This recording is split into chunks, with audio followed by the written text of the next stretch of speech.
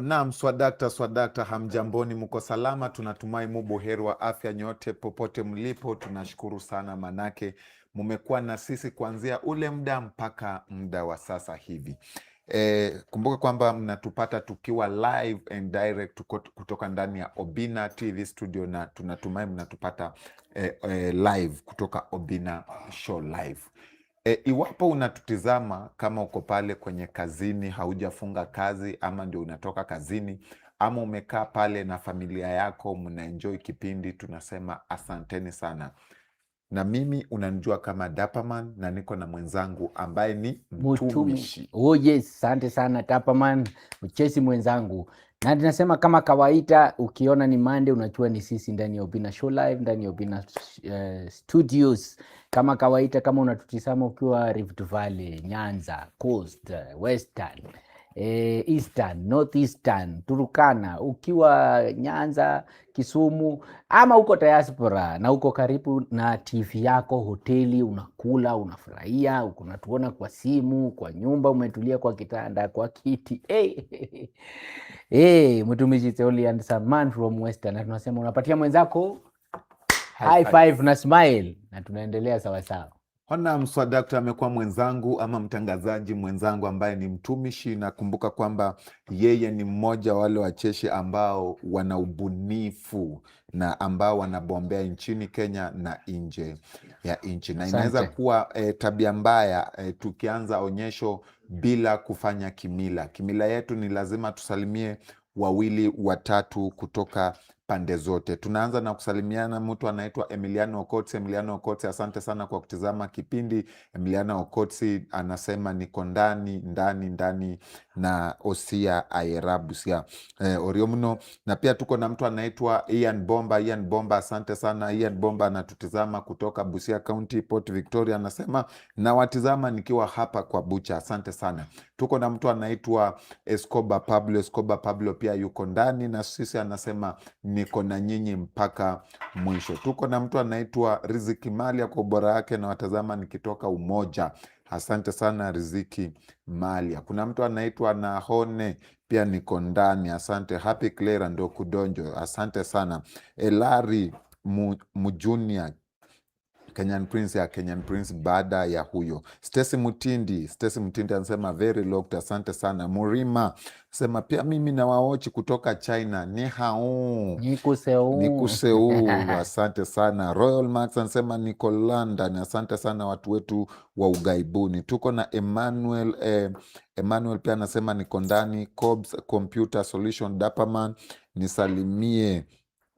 Anasema Dapaman Orie loud and clear, asante sana. Kuna mtu anaitwa Wepuhulu anasema niko hapa Pipeline na asante sana. Bruceman Noti Kenyan Prince anakamsa ngapi baada ya huyu. Tuko na Kenyan Prince ndani ya nyumba, mtumishi wawili watatu. Naona hapa anasema kake Emanuela Mbala from Kawangware Ochola hapa kutoka Kiseria, na amefika kama kawaida. Naona pia DJ Cisco ako Dakas, yani ako ndani. Asante sana. Pia Eliwanze People's Corp, alafu pia ukiangalia pale Chief kuna Chief Kimemia wametulia ndani. DJ Cisco kama kawaida. Senje ana makawa. Senje ni anti yangu Koril. Kwani unachanga Koril? Chamije tugul. Wako ndani. So tunasema ni asanti sana. Alafu Rose Mbwaka tuned in from Tatu City. Murimu live from Aul Kalau. Alafu anasema Kelvin Asonga from Giturai. Niko ndani pia. MC Luyaman Emmanuel Imbala from Kakameka ako ndani. Kemboi from Kabiyet Nandi. Joseph Mwendwa big up, asante sana. Kinkalala utakuwa Kinkalala yuko. Gideon Musioka Mombasa Nyali, tuko ndani ya nyumba. Very nice. Yep. Hao wanasema wako live. Ambani Legend pia anaona. Asante sana. Huyu anasema Joseph Kamenye Busia, tuko locked, asante sana. Vanva Busia Kurindo Osia Oriomno. Tunasema mtu anaitwa Abuya kutoka Busia County, asante sana. Bila kumsahau DJ Alips kutoka Busia Namboboto anasema niko locked in, asante sana DJ Alips. Ferdinand Waititu pia anasema niko ndani, yani Ferdinand Watabu Were kutoka Port Victoria anasema niko hapa na nyinyi. Patrick Telly anasema niko kutoka Naivasha, asante sana. Brian Andele, hey Dapa, hey Michael Muhonja, salimia Dapaman from Kitale, watu wa Kitale asanteni sana, bila kumsahau Jovi Joshua kutoka Siangiri Port Victoria. Jovi Joshua asante sana, kazi mzuri unafanya pale. Edwin Mugola pia asante sana, unafanya kazi njema pale hivyo kutoka Port Victoria. Veronica Dieda kutoka Mudembi asante sana, salimia Brian Dieda kutoka Mudembi, usalimia mtu anaitwa Emily Dieda kutoka Mudembi, yani familia yote mzima, kina Roda mnasalimika. Happy Claire anasema mtumishi mwanya yako unakaa vizuri. Asante. Mwanya inakaa vizuri. Thank you, I appreciate. Mtumishi, tamko la siku leta. Mimi nilikuwa nataka kuuliza, unajua Bosi ametoka hapa na profesa wa street wa mapenzi na profesa mwenyewe. Sasa mimi nataka kuuliza aje, uko na mrembo mumekosana, amekunyamazia tu kafla pinfu, anapost online, mambwembwe ndio mingi, unapika simu ashiki, wewe unaweza fanya kitu gani? Na ni mtu wako, si ati si mtu wako. Kwani unashtuka? Imenikula sana. Uko na mtu wako, TikTok ako live, ukituma message ajibu, ukipiga simu haishikwi, WhatsApp status ana update, ukijibu ni grey blue tick. Wacha tuongelesha watu. Utafanya nini? Mtu wako ako live kwa mita saa hii unaweza kosa hata 50 bob kwa mfuko yako. Lakini siku yenye utakuwa umenyamaza kwa fridge cheats, najua utapata karibu shilingi milioni ama mamilioni ya pesa, na hiyo time hauko. Wewe ni mtu mzuri ukikufa. Namaanisha wewe kama wewe ni mzima haukuangi na value kwa watu wengine. Kama wewe ni mzima unaweza kosa value kwa mtu mwingine ama kwa watu wengine. Lakini ile masaa yenye hauko, acha niambie tu hao.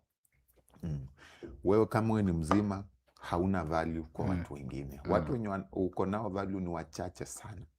2% ama 2% out of 100% uko na value kwa watu 2% ni nini. Lakini ile siku yenye hautakuwa umenyamaza, umeangalia juu forever, hiyo siku utakuwa na value kwa kila mtu.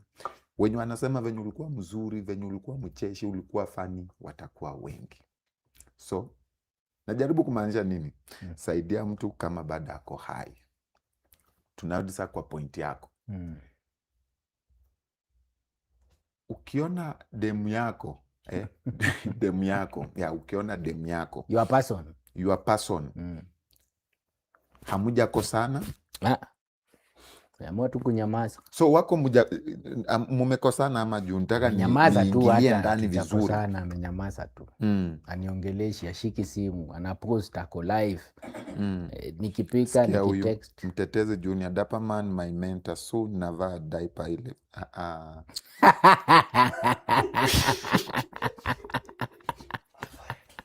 Eva tu fa. Usimuadvise avae diaper kwa sababu kama una roho kama mimi. So acha tuambie usivae diaper, tunavaa diaper. Huyu jamaa usivae tafadhali.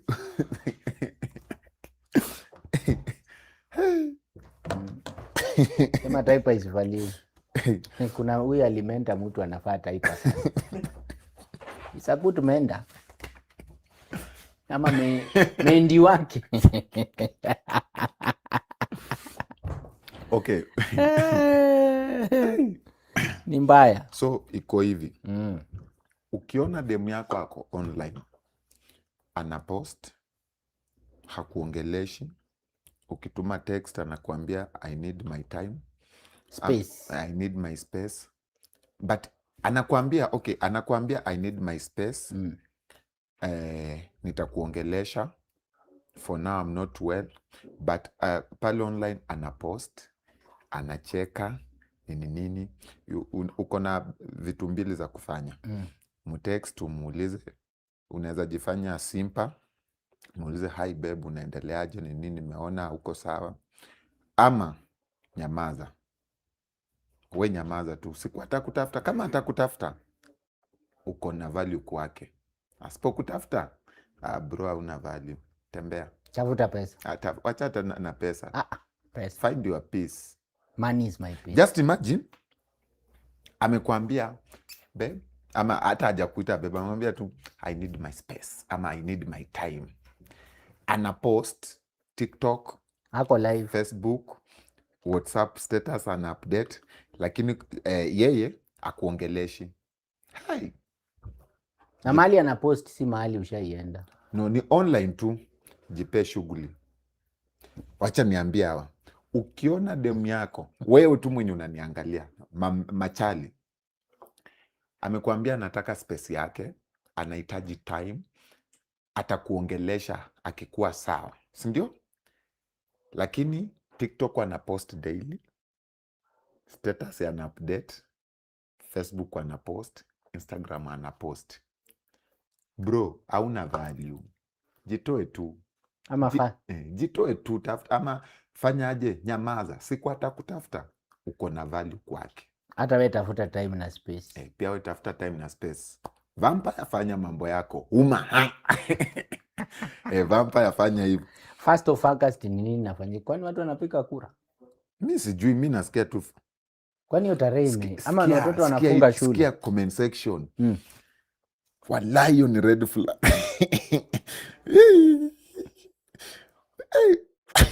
Kevin Songa. Isha kufanyikia sinde. Ama nyinyi mnaona aje hapo comment section? Hiyo ndio tupiki tuko nayo. Unaona aje comment section? Jumi on my way, on my own. Kuna mtu hapa anasema salimia hapa manishika. Ndio hiyo. Nimesalimiana Nevi. Anasema huyu ashamalizana na wewe. On to the next one. Na pia unawezanga kuwa kwa relationship na pengine auelewi mtu wako. Pengine mtu wako hapendi kuongea. Unakosa kuongea aje na hizo siku zingine ulikuwa unaongea? No, like mimi mtu wangu aongeangi. What do you mean? Ni bubu? No, sio bubu. Aongeangi tu, yani ile ya kuongea fuani nini aongeangi. But kuna communication. Mode of communication. Iko. Basi hiyo ni kitu kingine unajua. Lakini huyu unajua kuna vitu sometimes kama wanaume pia tunakosanga. Eti kila saa tu uko kwa simu, hello babe, uko aje nini. Mara 2 kwa siku, asubuhi na jioni iko sawa. Ndio na katikati ya busy. Kama naambia wanaume wengine. So kila saa tu uko kwa simu, hello babe, uko aje, how was your day nini. Bro, tafuta pesa. Wacho, mimi I'm sure wewe mtu anajua mali huko. Akitaka kukupata anaweza kupata anytime, any day. Yes, huyo mtoto anajua anaweza kupata. Wanaume mimi kitu ninetu vile tu Posia nasemanga, tutafute pesa ndio nguvu za kiume. Hizi zingine bana watapigania tu kwa mlango yako, watapigania kwa kasi, watakutafuta. We look for money, nothing else. Kama amekapitia. Nimesirika sana. Mbona tena? Nani amekusirisha? Nani amekusirikisha? Nimesirika sana. Who has sirikished you? Nani omundu habukula emegati ndalachira muchikoni omundu muchikoni Kimeu umezima na Kimeu unaomba wina na unajua wakoli bubi msaidizi wa job. Nimesirika sana. Samahani. Nani amekusirika? Nikasahau kuswitch on microphone. Nani amekusirikisha mtoto? Mundu jina omundu abukula emogati alachira mundu shina kubole kuti twende tutafute huyo mtu anakasirisha akosikuwa na Kimeu. Omundu alia alilopaya nende isuti esuti tawe mundu azungukanga muchikoni ali nende isuti ya brown. Omundu ndachiya muchikoni ndabukula magati wina fulu ndalachira koriri nomba omundu uyu koriri unakasirisha mtoto ulicha mukati kwozi wengene omukati kwasi pepepe omukati kwa bwere mujikoni fiu uko na wao hapo sio wina uwele mkazi ano sisi tuko kazi mimi hapa. hata sijateremuka hata hapa man leo Le, leo hata mimi hata wenzangu wanaweza nianguke. Mimi nimetoka tu hapo Mugati Gicheru. Omugati 1, omugati 3 full. Tose tichidaru. Omundu ndala. Omundu ndala. Ohola bulaitawe. Korilo ohola bulaita. Abana banyasya. Abana banyasya. Ngaro arebanga chimbe bachimale mwaka. Abana omugati. Abana baimale omugati. Yosi pa. Mimi sio mjinga wala sio muhingwa. Hey! Umewaona? Obana baihoro bwono. Korilo ohorachi. Ohola bubi korilo amba. Koriri. Koriri Mkati pozi bwana. Hata mimi nimesianga. Huyu ametoka jikoni. Umekonga nini? Si sahizi. Faindi. Supui. Kitambo. Naomba. Kutoka asubuhi mpaka sasa hivi. Uno. Mugati Gicheru. Hapo ni Chipisi, hata wakipima kine. hapo niko. Kama ni kwanza sio saa hii, hapo niko kwanza. Basi. Hapo naye naweza kubali. Wala achira lunch. Lunch nimekula. Sahani 2 ya nyama, Yes. sukuma fua, Repeatedly. ugali 4 kwa sababu tu kwa na kimeo around. Wakasema turudie. But Lakini sasa kuna assistant ya wangu brown. pia. Wenye mkate kwa white naomba kwa brown. Mimi Nisanga sijakula kwa brown, mugati ya naomba kwa brown. white, Mimi boss. mugati nimekula ni white. Mugati is Sugarless. mugati. Mugati is mugati. Sugarless ulikunywa? Mugati is mugati. Ulikunywa ile iko nduvya ama mkati iko na sukari? Mugati is mugati. Mugati. Mugati Wetane- Gicheru. Wetane and the white and the brown. Brown ni sugarless or nduvya. Does it matter? Is it there? Yeah, it is not there. Inside stomach. Mimi kusema ukweli, wakisema watu wenye wamekula mugati It kwa is hiyo ofisi. 10 pum. Haya chai. Sasa watu sasa jioni wakunywe Chai chai na iwe. mugati. Mm. Hakuna mtu kwa ofisi anapata chai na mugati. Ni chai tu bila escort. Si mugati. Zilikuwa 3 za watu. Korira alikula. Kumbe ni huyu. Tulikula watatu. Mimi nice, unajua mimi sidanganyangi. Tulikula mugate watu watatu. Wewe na bofulo. nani? Ilikuwa mugate bofulo hivi, si ndio? Sasa mimi sikuwa nimekunywa chai ya asubuhi. Nikateremka chini aste mpaka jokoni. Kufika huko nikapata chai naye hakuna. Kajiambia, wacha tu niengo maji baridi na sukari. Macho ikanipigiza kwa mugate pale juu. Nikatoa mugate. Kuweka chini mugate, huyu akatoa slice Hiyo zake tulikula 8. watatu. Si ndio? Ulithi watatu hiyo tulikula. Sasa ndio nakuja. Okay. Huyu akatoa zake 6. Hata hapa ndi slice Hata anasema tu kweli. Chitaru. Zilikuwa 3. Uno Ngapi? chirano 5. koriki. Hapo kwa si mugati plus yangu na yake mugati hiyo na ni kuanga mkate na 3 quarter. 14, si ndio? Huyu 3, ule 5, Tano. hiyo ni 8. Na wewe? Sasa yenye imebaki tunasema tu ukweli. Wewe ulianza kula na platifaki. Ndio nasema sijakataa. Sasa mdosi senye silibaki nikasema ni kama kila mtu ameshiba. Mimi nilikula center pole tu. Wewe Nikabeba platifaki mugati nzito. nikafinya hivi kakarudi. Platifaki ndio gani? Ile slap. Mimi sikatai, nilikula Joint. fucking wewe akakula nini Center pole tu joint. ule joint. Sasa mugati ikaisha hivyo. Mkate full mumegawana wanaume watatu. Ilibaki ya Mkate zilikuwa 3, zingine zimeenda. ndio ndugu yetu hapa. Sisi tulikula 3. Usitoke. Nani nani Ones? Huyu usimweke huko. Ni nani Tamiki. Samido. Pia amekuwa. Lakini sasa ni pengine kwa hiyo ya pili, but hii ya Brown. kwanza tumekuwa tu watatu. White. Na ya pili? Ya pili Damigi anaweza jua mahali imeenda. Ya 3. Hapo tatu sijakuwa. kuona. Hapo ndio wakati No, ya brown tulipata tu karatasi. tena Na ilikuwa mtu nusu. amesungukia chikoni sana nikimeu. No, kimeo leo amekuwa hospital. Sasa Unaona ile wakati nilikuwa na kuchungulia ukiwa pale, ndio nilikuwa nakula hiyo mugate. so what happened to kila mtu kufanya kazi yake? Mdosi najua pia akili kaijashiba ni mjinga. Machani ya tangawizi iko imeingia. Alafu reason nilikula yote sikuwa nimekunywa chai. Nikasema ilikuwa breakfast. So kukunywa chai yako ni responsibility yetu. hapana, si mugate yangu ilikuwa hapo bado.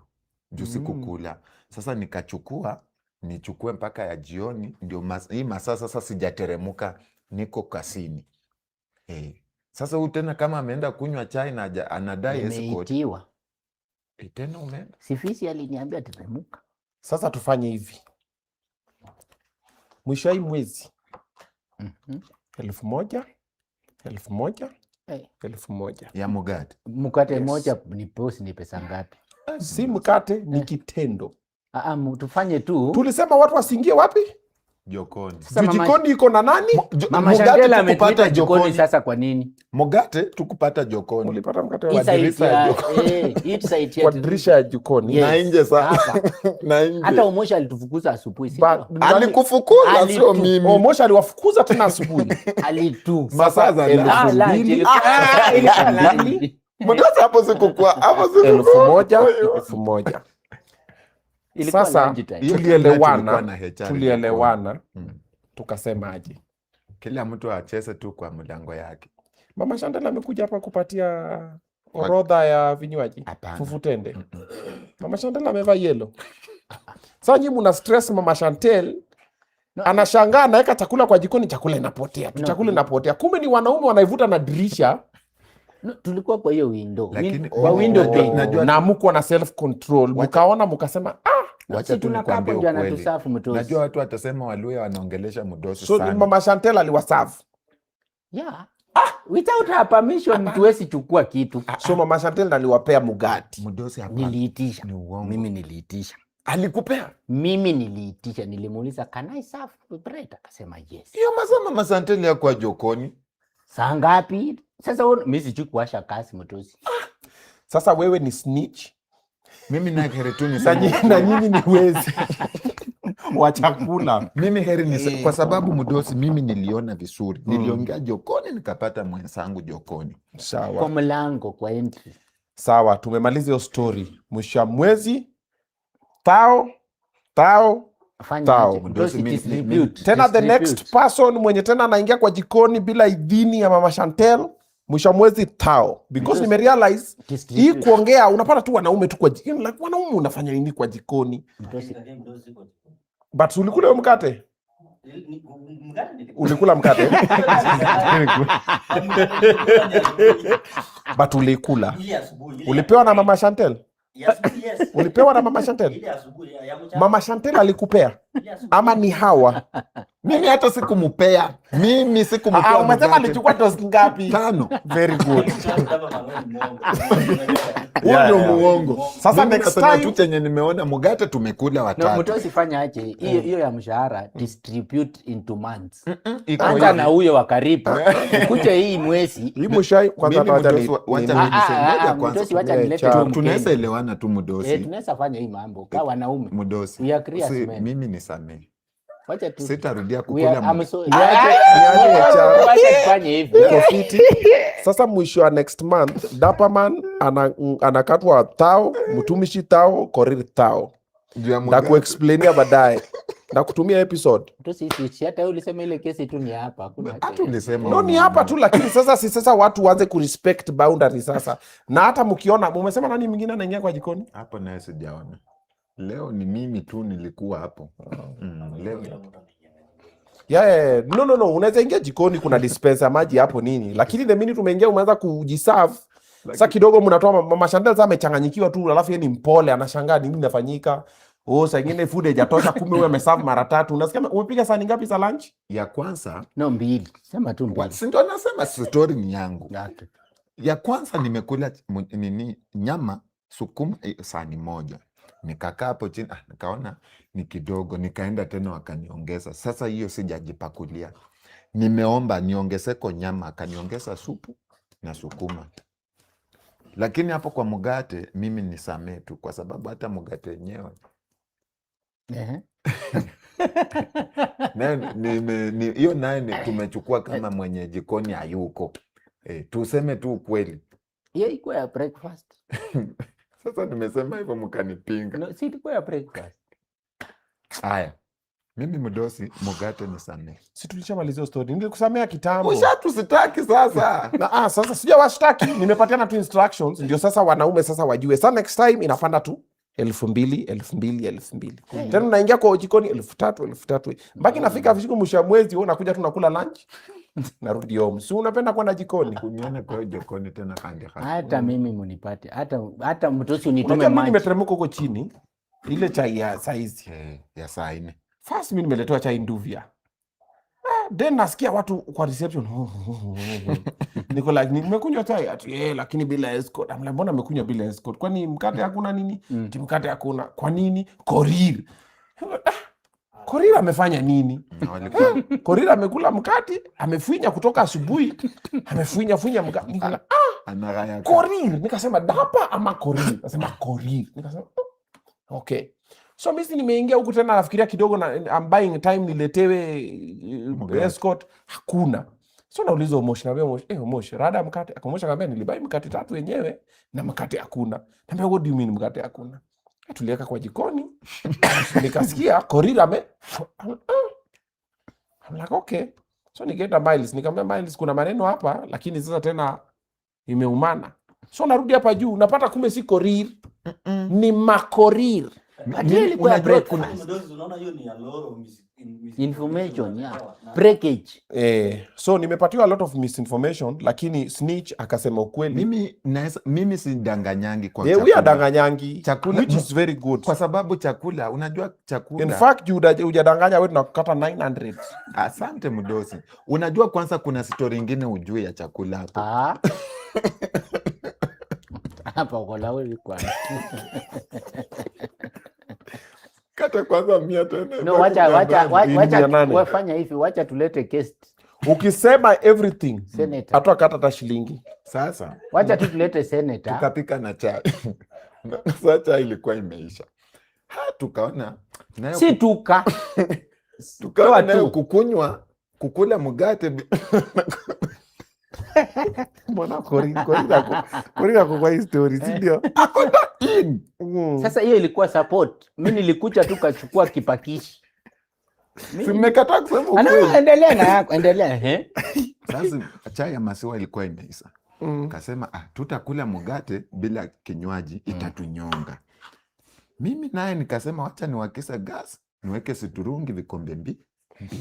Yako na nani? Yangu na Korir. Lakini mwenye ametangulia kunywa ni huyu. Korir, ongea ukweli. No, Korir, sema tu Korir, hata huyu ametangulia Korir kukunywa chai. Korir bora. Korir, unajua mimi sidanganyangi saidi ya chakula. Mimi nimeweka sufuria na maji kwa jiko. Ikatokota. Unatanganya. Utaumwa na tumbo. Sawa, heri ni umwe. Haya. Hata mimi sikuweka tena, akaniambia kuna ile majani ya mukia ika hapo juu. Mimi alikuwa na mwaka majani ile kwa kikombe. Ndio yenye nimesoea mimi. Sio umesema huko hapo. Nilikuwa naona. I was watching. No, I was watching. So from outside. No, nilikuwa hapo kwa mlango. Kwa mlango unamwatch tu akitengeza chai na utamani hata chai na mkate. Sasa unajua umesema kama unataka kumwaga majani mbaya nikamwambia hiyo utaharibu. Ya mukia ndo ile ya kutumbukiza. Nikamwambia mimi hiyo inanisinda. Nikatumia tu yangu. Nilimwambia ukitumia hiyo ya kutumbukiza at least tutashare, tutapima, tutamanage. Hapo sasa ameingia tutashare. Na mwanzo hakukua. Sasa patala ukitoa unapatala ya kutupa sinimsaidie kukamua hiyo. Sasa mimi nikaweka chai yangu jug. Ilikuwa jug tu sema haina shida. Nikatoka nje. Tena akaongeza akaweka chai yake ikaisha ya ule, akaongeza maji. Huyu sasa akapikia huyu chai. Mimi yenye nimeweka imeisha, nimeweka yangu akaweka yake ikaisha. Sasa akapikia huyu. Mimi nikapika. Hapo ndio mugate ya pili imepotelea tena. Sasa hapa mimi nikapika. Wanaume, nataka tuelewane kitu before nilete senator sasa.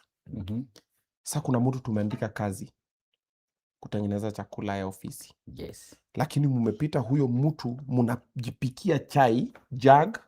Sio jug. Unapikia Korir chai, si ndio? Sikupikia Korir. Mnapita na mkate na chai, mnajitengenezea, mnaingia kwa jikoni mnajitengenezea chai nini, mmepita hata protocol mpaka saa mwenye kwa jikoni na feel ni kama kwani hapa kunaendaje?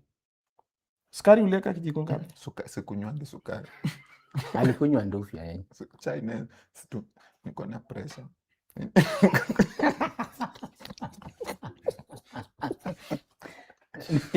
Sukari sikuweka mdogo.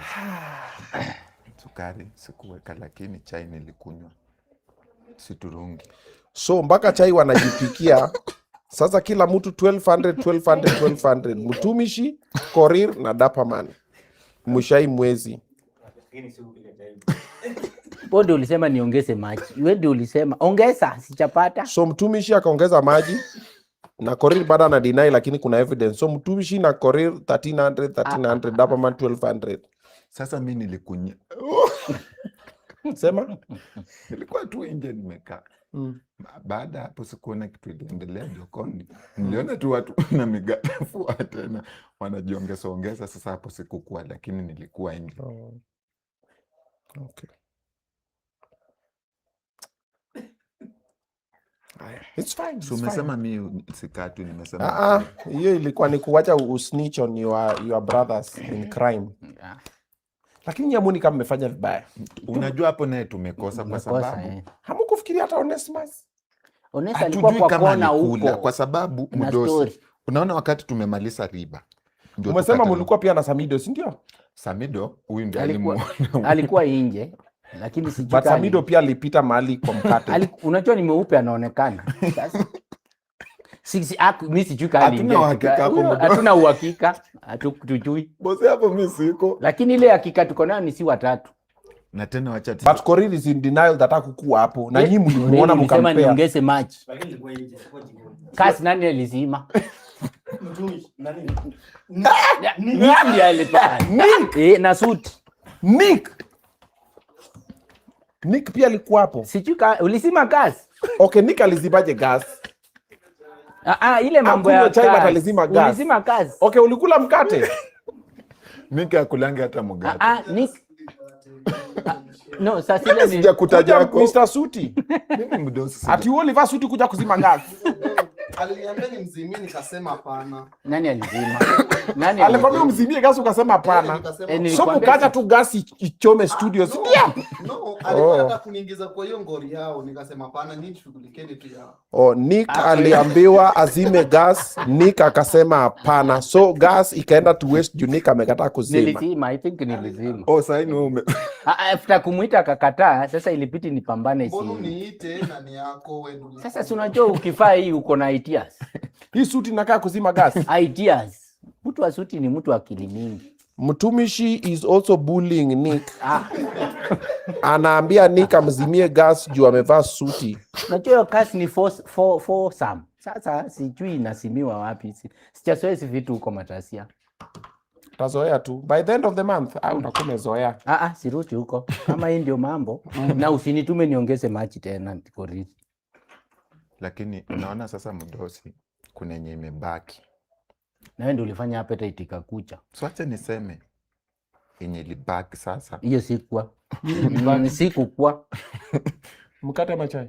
Sasa unajua sida wao wanasema mimi ni mkate ama chai. Ndio tufike sasa kwa kule mgate. So mkate ilibaki mkakula tena? Hapana. Sasa si tulimaliza riba. Tumeshamaliza hiyo kesi. Hapana, kuna mahali sasa unaweza tena tusamee withdraw ukisaelewa.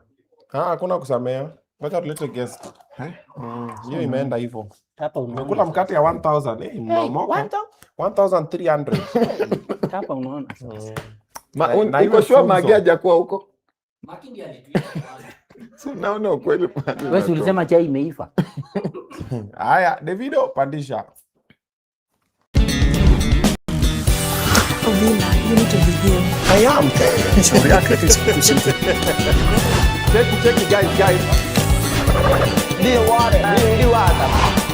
This is Obinna Show Live. Coming to you live from Obinna TV Studios.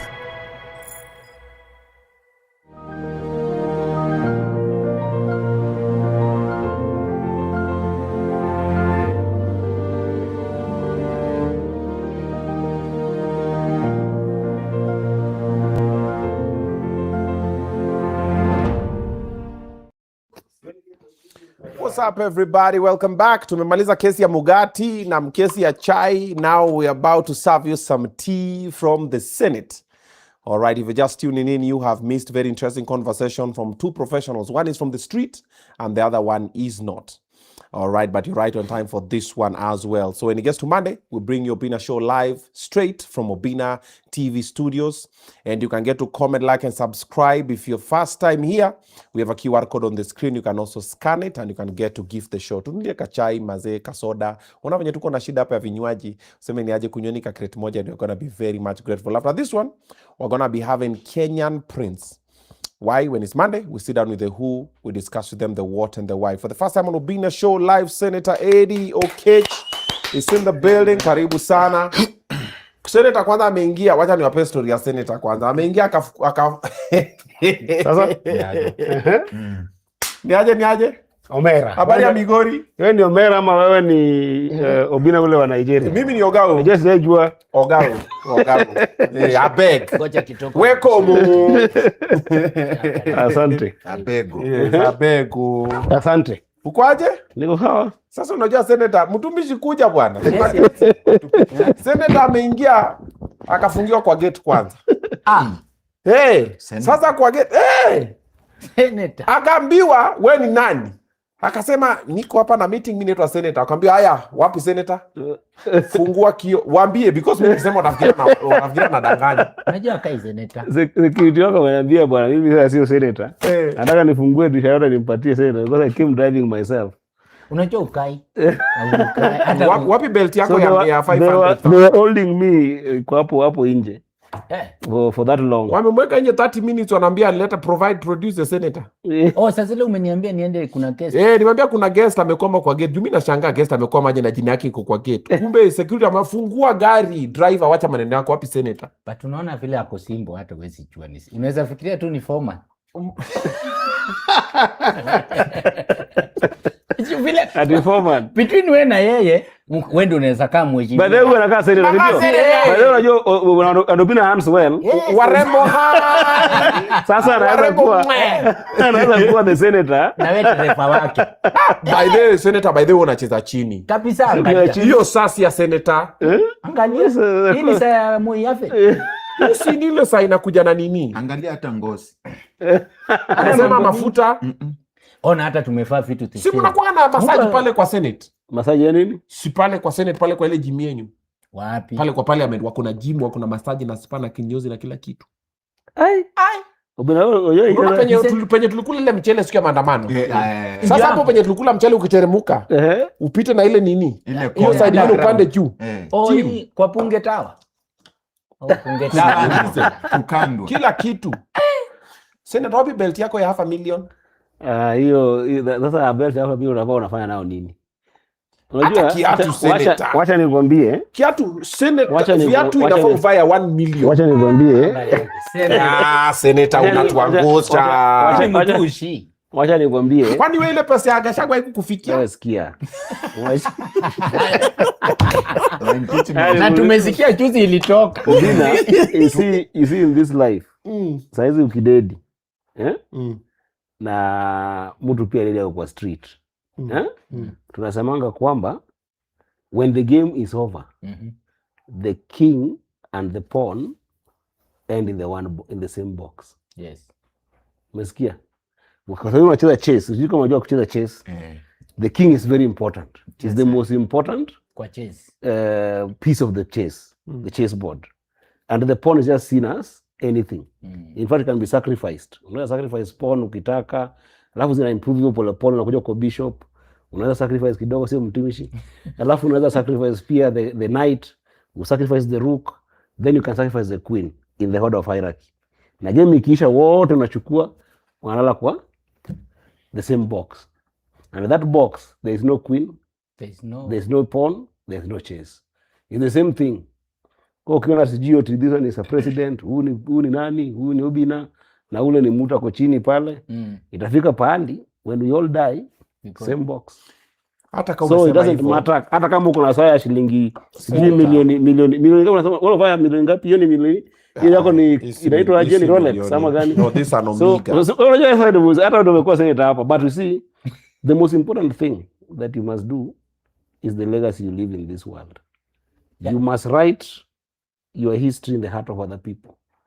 Si ameandika. But you can still do the same, but still just senator umeingia hapa bila hello utango 1 utango 2 kama ako there akuna bouncer mmoja na anatembea na ukitoki. Is that why your security will lock out mpaka saa? Sasa wamefungia senator. Mimi nashangaa niko hapa senator na text I'm still at the gate. I'm like so ni text Katina gate nikasema yo kuna guest kwa gate. Unajua pia expectations zako za society pia. Society pia huwa inajenga certain kind of people. Watu wanasahau service, watu wanaingia kwa mambo mengine. Unajua hata ukienda saizi US kuna senators actually most of them nakutana nao because me I studied in the US. Most of them unakutana nao kwa subway. Utabeba tu ka file yake, unaenda tu job kama senator kwa subway. Yeah.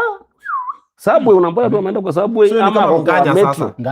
Hiyo ni kama hiyo ni train. Si train hapa so Kenya tunatunganya. Unapata unafika DC unapata ka senator kako hapo kamepanda metro anaenda job mtu asumbui na yeye. So it's not about faking simplicity or anything.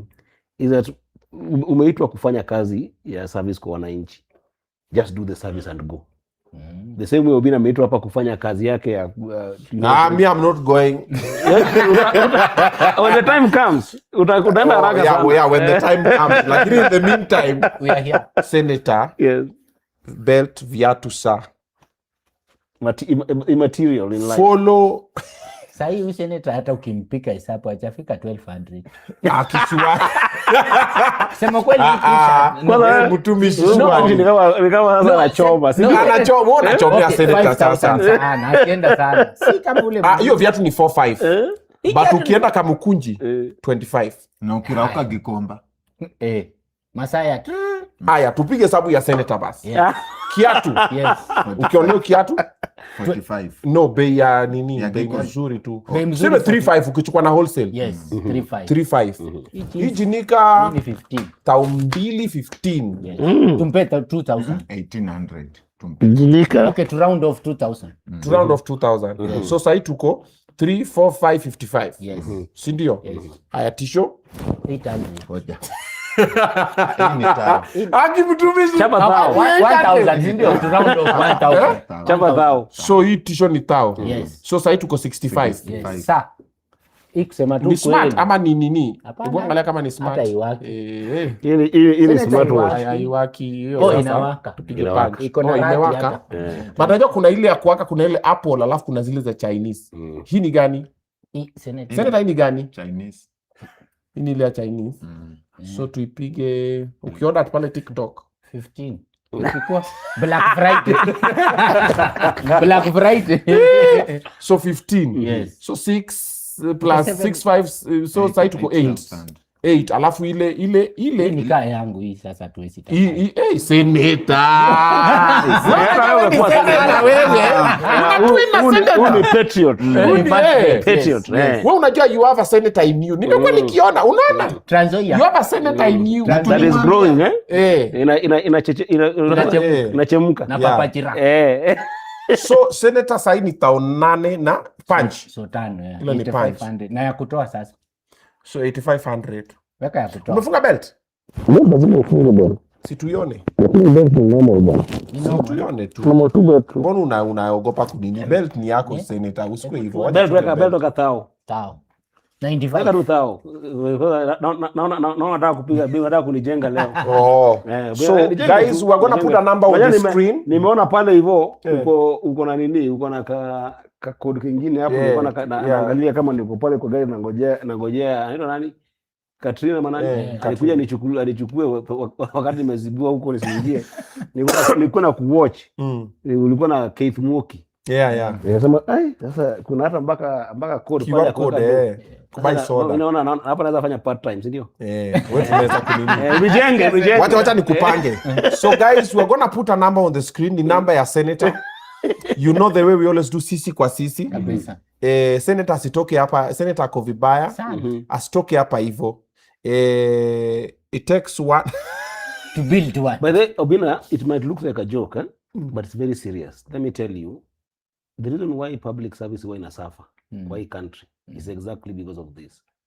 In the mind of our people, watu ambao kwa public service, because of a few people ambao unajua pengine wako na pesa kwanza. Number 2, they've got bad manners, hata kuwa very corrupt, or sometimes also just the public show of opulence. Yes.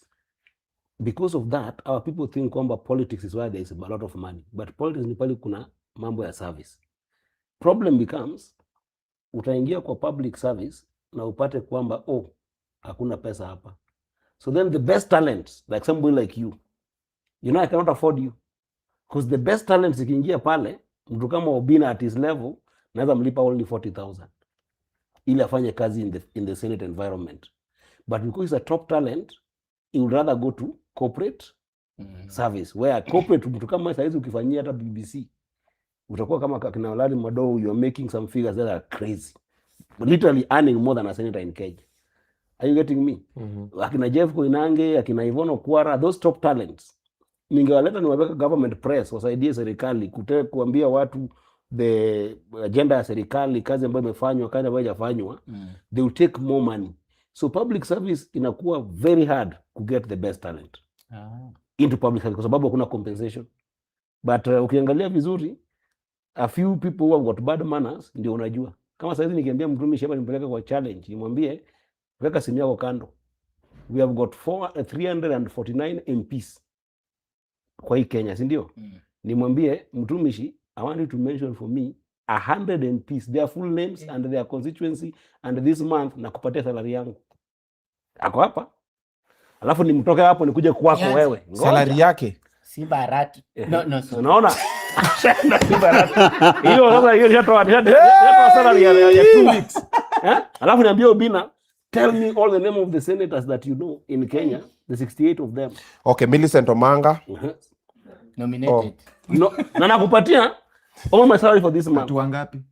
What I'm trying to say is there are people ambao wako kwa parliament that do their job and they work very hard every day. But because of the misbehavior of a few in parliament, it becomes very difficult for Kenyans to grasp how are these politicians good people. There are people who are sacrificing every day, they work very hard, and I know them. Hata kwa National Assembly, tuko na 349 members. The people know, pengine ni some 10, 20 members who got very bad manners.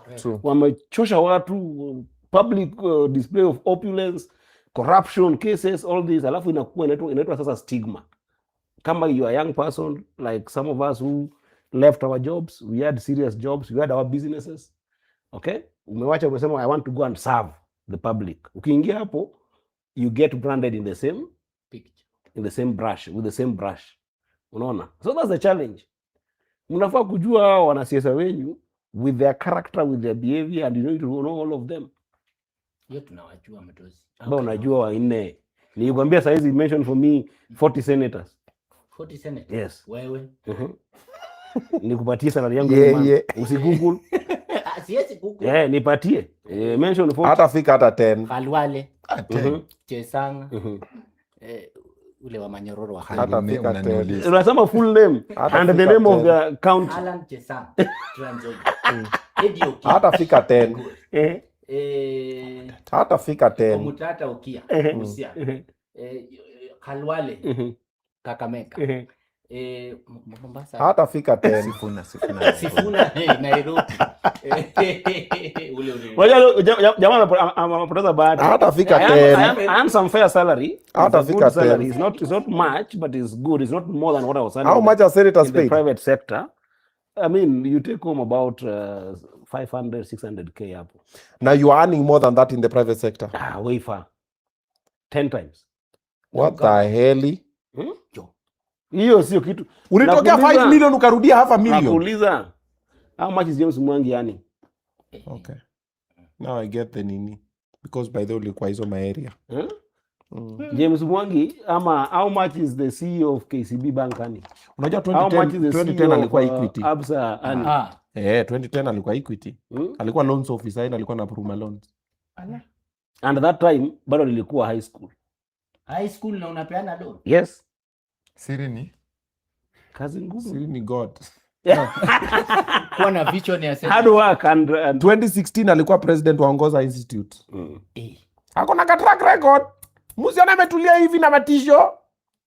Now, by the way, one thing I was checking when I was looking at your CV, like you've just studied about leadership. Ukiona from your diploma, ukakaa pole, I'm just like, oh, okay. So it's like you really knew what you wanted to do. Unlike others. Not really. Yeah. Sikuwa najua kitu naenda kufanya kwa maisha.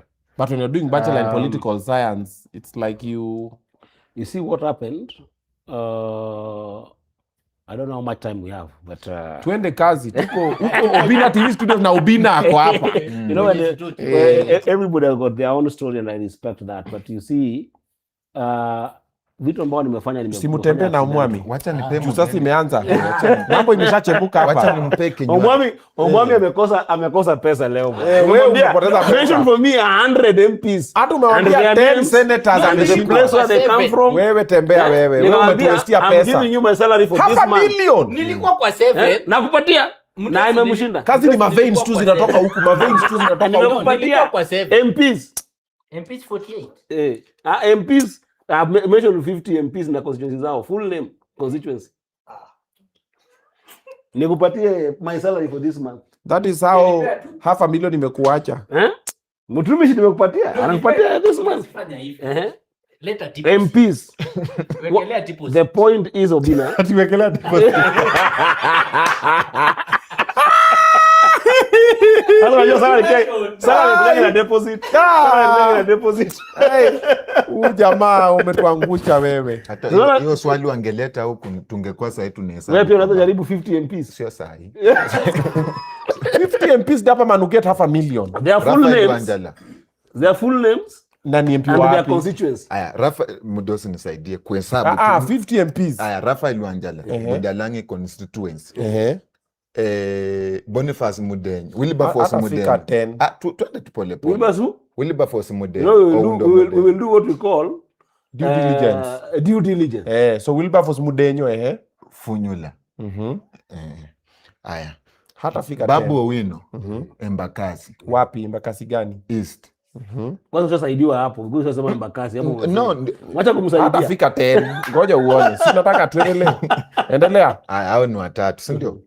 Aya, sasa. Tururu network. Tiriri. You know the bad-mannered ones. Bro, $500,000. Wacha tu iende, wacha tu nikupe kinywaji. And you see, if you look at our young people now, they judge the character of the entire house based on characters of 5-10 bad-mannered MPs. Maybe found in corruption, maybe found in opulence, display of opulence everywhere, maybe found in things that do not make sense. They forget the good ones, and they're the majority. Hii ndio maana ukienda kwa kina huu jamaa, huyo gao bina ukienda huko inaitwaje? Which state are you coming from in Nigeria? Oh, Enugu state. Wanasemanga kudniachia matoringo. You don't look and tell you what it means. Kudniachia matoringo. Wanasemanga huko Enugu huko Nigeria. Ongeza salasia. Au tumefika 5. Sitamaliza, acha tu nikusaidie kinywaji mwezi. Asante. Ukoaje lakini? I'll drink some water. Water. I'm fine with the water, thank you. Oh, sawa sawa. Lakini unajua nangangana hiyo Obinna show, hakunanga na maji kwa hii nini? Hakunanga maji? Why inakuwa wazi zimelalishwa hapa chini. Ni venye roho amezikunywa tu leo. But lazima waikue hapo. Kwa hivyo leo nimekaa nani kaangalia, kwa hivyo ulikuwa na wageni wengi. Yeah. Wazi nalalishwa hapa. But bado iko downstairs, I think they can get. Fufutende ama vuguvugu? Fufutende ndio gani? Sini maji. Sasa yenye ya chupa ama yenye metokota kidogo. Bwana leta maji ni maji bwana. Sawa sawa. Maji ni maji. Hakiuni senator mgani ati maji ni maji. Senator sparkling. Kuna hydrogen na oxygen tu hapo, some some molecules weka tu kwa kama senator wenzako pia wewe mtu anakupandisha level. Huyu ni msenator mgani huyu? Unajua? Obinna. One day come and visit me in my village. Migori. By the Migori ni area yangu sasa. Rivoyani where we grew. Where your cows are drinking. Kesi ya Mugati imechacha huko. Your family is showering somewhere in the middle. Wako wanapiga wengine wanapiga madufo na wengine wanapiga mabath na hapo chini uko na kitu kanaitwa agwata. Unachapa maji hivi unakunywa. Unafikiria ukichapa hivi imeua kwa clean Sasa ukipata hapa Nairobi unakunywa maji ya Ya mfereji. ya mfereji. Be grateful. Ai bwana, hiyo nimeimprove sana. Hata wacha ya mfereji, maji ya mvua What's the most expensive thing you've bought for yourself? The most expensive thing, I gifted myself my first vehicle after 4 years of work. A Prado, an invisible Prado. Invisible Prado. Yes. What do you This mean? is one of the lowest models of Prado, but it was good at that time. KCC. You get? That was my first car. And Wait, and the an way I bought invisible it, Prado. What do you mean invisible? the models were called invisible. Oh, it's called invisible Prado. Yes. The model was called invisible. So I bought that one. I didn't even buy it for myself. I used to be bothered because familia yetu tuko watu wengi. Unanipata? Oh, ini J120. Yes. I used to be bothered. This Yes, kitu kama this hiyo. J120. Yeah, that's the most expensive thing I've ever bought for myself. And I bought it because of I used to have a problem. We are such a big family.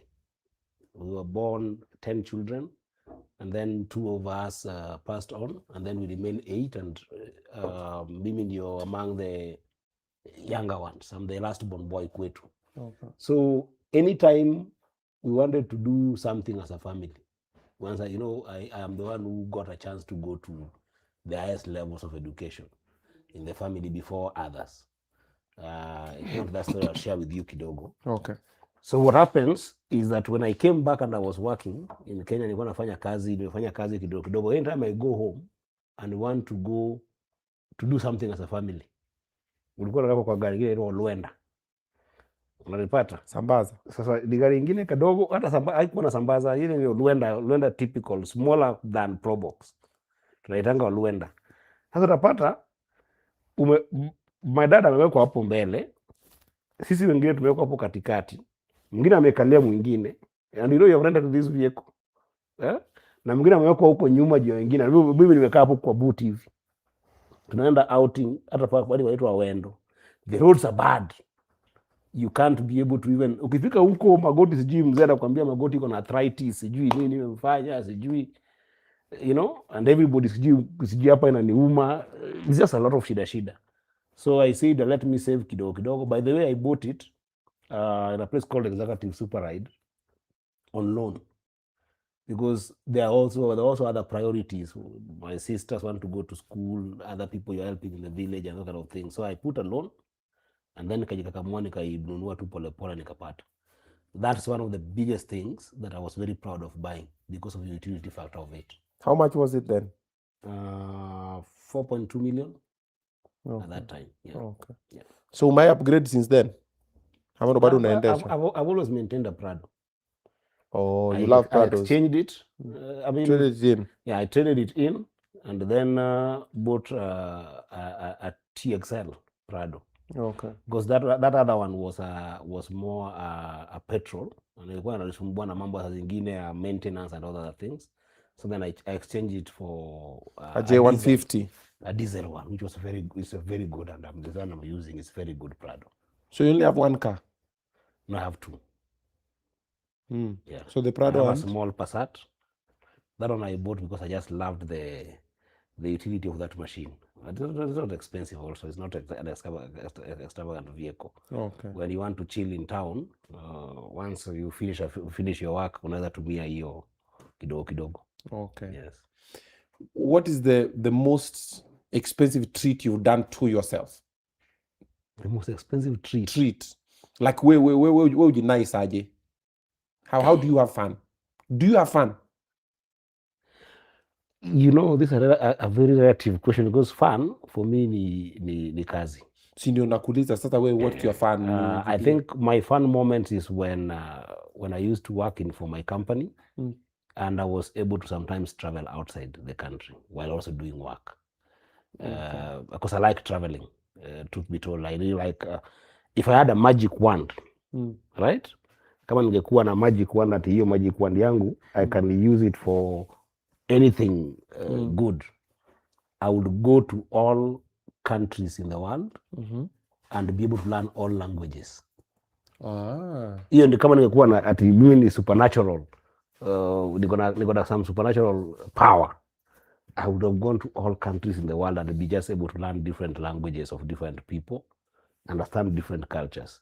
So because I didn't have much to do with money to be able to travel everywhere, sometimes I used to do what you call excuse for mischief. For instance, when I was running my first company was called Ongoza. Na Ongoza ilikuwa a business incubator and a business accelerator, both in one. Una incubate ka biashara, alafu una accelerate by putting money by investors ili hiyo business grow. So for instance, kama uko na hii biashara yako hapa, we will come into it, we tell you, Obinna, you're doing a very good business, but how do you become a BBC, for instance? Or how do you become the Jay Leno show? They will tell us your challenges. We bring you into our boot camps, and then we train you on how you can probably like increase an aspect of your business that you're struggling with. Maybe you're very good, but you're struggling with financial record discipline, or plowing back your money into your business, or your marketing tools, or your product development in your business. So we'll come and help you develop that. And then once we know that you're good enough to sell to somebody who is investing in Jay Leno, because we've got those contacts, we plug you into those people, and then they pay us what you call a finder's fee. Right? We have found a good business for you to invest in, plow your money there, then we help, then they pay us. So that one becomes our revenue stream, and then we supplement it also with some development capital. So when it was time to go and fundraise, usually in that kind of business, kuna mtu anaitwa a development officer. Are you getting me? The person who writes proposals, grants, and sometimes goes and raises money.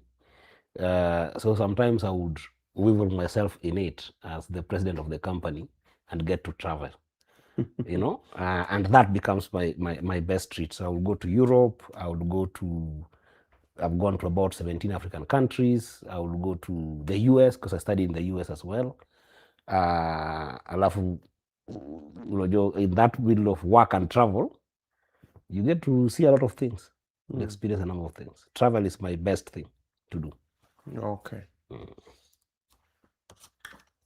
From the village, how do you end up in the US studying? What did you write that Korir didn't, that I didn't, that Onesimus did not do? A long story. I started usually with a quote of mine. The mantra in life and politics is that you should never quote yourself. But this is the only instance that I quote myself. And my quote is that my story is a story of 1 million Kenyans and millions of Kenyans with one single difference for me: being given opportunity by other people. Remember that quote. That my story, even if I share it with you, is not unique to me. Because I believe that at the time I was experiencing what I was experiencing, watu wengi walikuwa na experience the same thing. Alafu hata saa hii kuna more and more Kenyan children who are experiencing the same things. The only difference for me that has made me who I've become today is that I've been given opportunities by other people to be who I am. And that's why you see to be politically correct, I can tell you for a fact, I'm desperate to give that opportunity to other people. So in my own small ways, I try to do it. Okay. So born and raised in a small village in Migori. It's called Mangongo village. Watu wa Mangongo kama wanaona hii wanajua kwenye Mangongo iko. It's a tiny village in Uriri constituency. So fast forward, you know, our families, the way they are. We grew up in a very small house. A small house. I think by the time my mother was dying, my mother died in 2003. And I can never forget, alikufa on 12th. At the time she was dying, we had a small house that we didn't even have a door. Our door was a mat, wadalua wanaita par. So that par is what we used to have as a door. And then one house that what is separating my father's bedroom and us is a curtain, a sheet that is put is a kaleso ilikuwa imeseparate hivi na sisi wote tunalala kwa hii the same mat. So kwa hii material ambayo tunalala hapo kama hujalala katikati, wewe jua unalala bila blanket, kwa sababu watu wanakuwa wanavuta hiyo blanket moja usiku. Your sister is sleeping here, your brother, your next sister, your brother. So my mother was technically the backbone of the family. She could hustle. Because my father had some challenges, at that time that were physically challenging to him. So when my mother died, most of my elder siblings had struggled to go to school. Wengine hawakuwa wamepata chance ya kwenda hata seko, walikuwa wame-drop out of school. So I found myself the eldest huko nyumbani, because I'm the youngest boy and I have younger sisters. And I was sure I was also going to drop out of school, which I did. So I left home. Fast forward, it's a long story, because sometimes I get emotional about the story. I left home to go and try life in Migori town. You walk from my home to Migori town, you will take about 5 hours to get to Migori town. Oh, wow. So I walked for 5 hours, went to Migori town, and then started my life there. How old were you in then? the streets? Very young, about 14, 15 up. So so we started life in the street there, and started to stay with a number of families. People don't know this. You have provoked me to share with you this. But from Migori, I had to travel all the way to Kisumu, then all the way to Nairobi. Then when I got to Nairobi, you could used to hear one of your sisters is in Nairobi, mwingine sijui ako Mombasa, anajaribu kwa auntie mwingine, anaishi na auntie mwingine. Those families. I think even you might have experienced this in your family. Anaishi na huyu auntie, ujui anaishi na nani. So in the middle of doing those, I started staying in the streets. So we would stay in the streets, tunaenda kufanya kitu ambao street boys call kurata. I know maybe you don't know what kurata is, but kurata ni kwenda kwa different dump sites, local ones, kwa how do you call them, kwa estates. This is a place called Kobingo and Mathare North was in those places. Kobingo, Mathare North, Kiamaikol, Ngei 1, Ngei 2, those places I know them very well, Uruma. So you'll go to those different estates, pick some papers that looks better, hazijaharibika. Unachukua hizo pepa unaweka kwa gunia, unapeleka kwa recycling plant. Hiyo recycling plant, they go and measure. Okay? Ukipata kg moja, wanakupatia 5 bob. Ukipata kg mbili, so it is up to you to get kg. Sasa ngine hiyo kg unaweza pata by sometimes putting water kwa hizo makaratasi. Ngine pia unachukua uganga. Unajua uganga? Ugali ambayo mtu alitupa imebaki, you put it in between those papers ili ivute weight. Alafu naenda our recycling plant about where we used to go to was in Kariobangi, hapo Kariobangi Raunda. Nilikuwa naitwa kwa Mike, a guy called Mike. But you see a street kid like tulikuwa tunamuita Mike. Tunaenda kwa Mike, tunapeleka hizo makaratasi huko, wanapima, kisha pima kupatia 5 bob, 10 bob. And it was very hard to get kilo kwa hizo recycling plants. And sometimes you get scrap metal. Scrap metal was the best because those one could pull a better kilo. That one you get 10 shillings. But in a day you'll make something like 15 bob. Kisha pale 15 bob yako, huyo umetoka jioni kitu saa moja. I remember Thursdays kulikuwa na reso. So you get your 10 bob, you go and buy madondo na chapo. Hapa sangine wakatiwa ndao na chapo. Unaenda unakaa mbele ya we used to call them hotel, and I see hotel. Nowadays I know that hotel actually is Serena, but we used to call those to restaurant canteens hotel. Utapata kamduka kakona ka TV hapo, so unakaa nje hapo, unakula madondo yako bado una watch ratio. Unaona hiyo wrestling inaendelea hapo. Kibaliza unajipanga, unangojea mama mboga watoke hapo, wanatoka, unaingia hapo chini yao unalala, or you would go to what we call Thai churches. Okay, Thai churches ni these backstreet churches, sisi wa Korino per se, but there used to be some Kikuyus there who owned these churches. Wametengeneza kwa mabao, umekaa hapo, and then you'll go and play something like a drum set. It's just some improvised drum sets or some guitar and stuff. So I used to go to those churches and then you play mpaka asubuhi, unasema umekesha. Unaamka asubuhi, some of us used to, you know, try cobbler's glue. Unachapa kidogo, unakuwa hadi. That was the language. Unaenda tena kurata mpaka jioni. So it was in the mix of doing all these kind of things that one of the owners of the church that happened to be a guy who also was selling maize at the border, the other side, got to hear about my story and took me back. That's where my name Gicheru comes from. Yeah, I was So- wondering, was the same Eddy? So took me back to Gicheru, school, Oketch'. and then quick forward because the story is long. I don't want to be too long in the story. And then, you know, 2005, 2006, we're going to 27 elections. In fact, I said 204 tensions zikaanza kukua very mingi huko mahome. Raila and Uhuru and Kibaki were already now splitting. So that tension of staying with them got me back to the street again. Then long story short, now I got adopted by another 7 families. I got adopted by the Adwar family. It's a family in Migori that now got me back to, you know, be able to stabilize in school. Some few challenges there. Left, stayed with another family called the Abila family. Left, went to Kuria, stayed with a family called the Sagati family. Wakaishi na mimi, took me to school.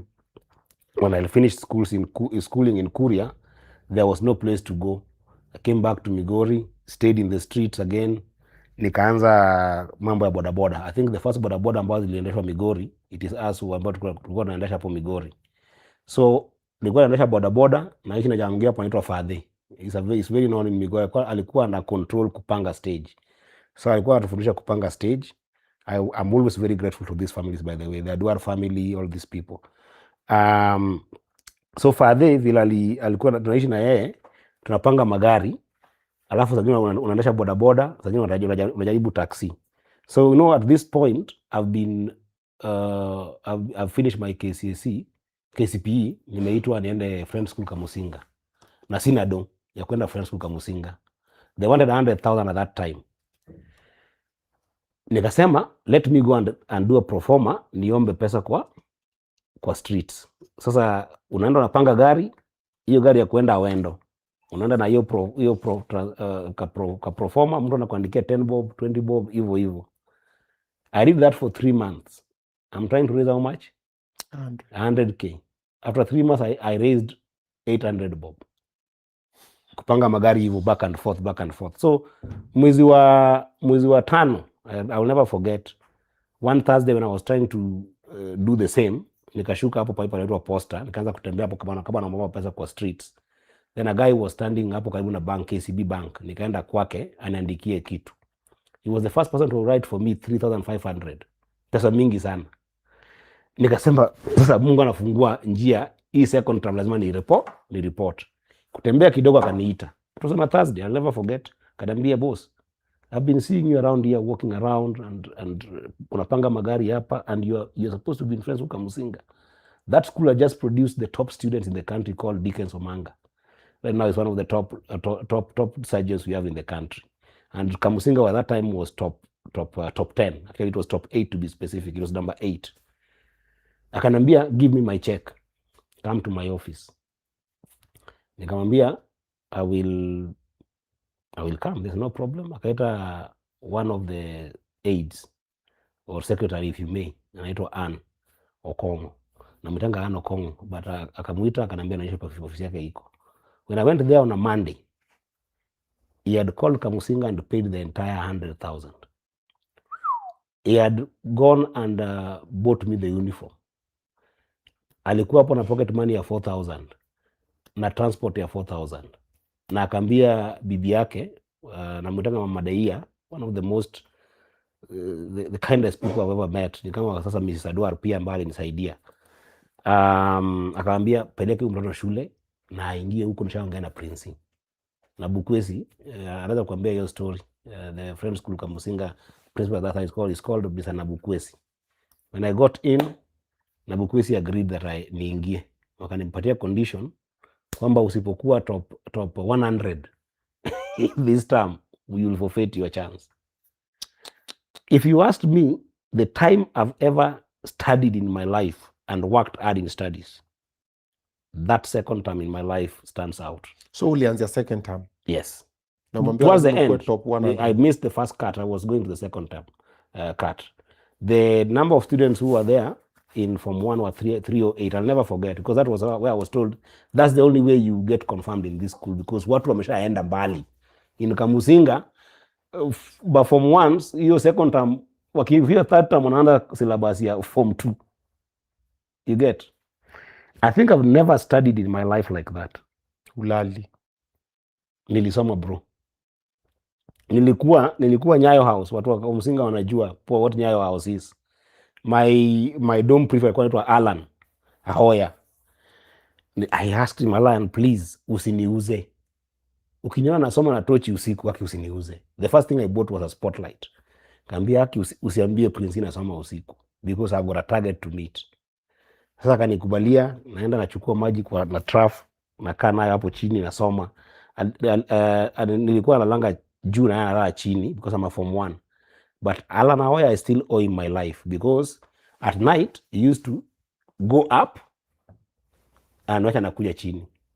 Na naambia lazima ufunge na nini na ufunge na blanket so that other people don't realize that you are studying.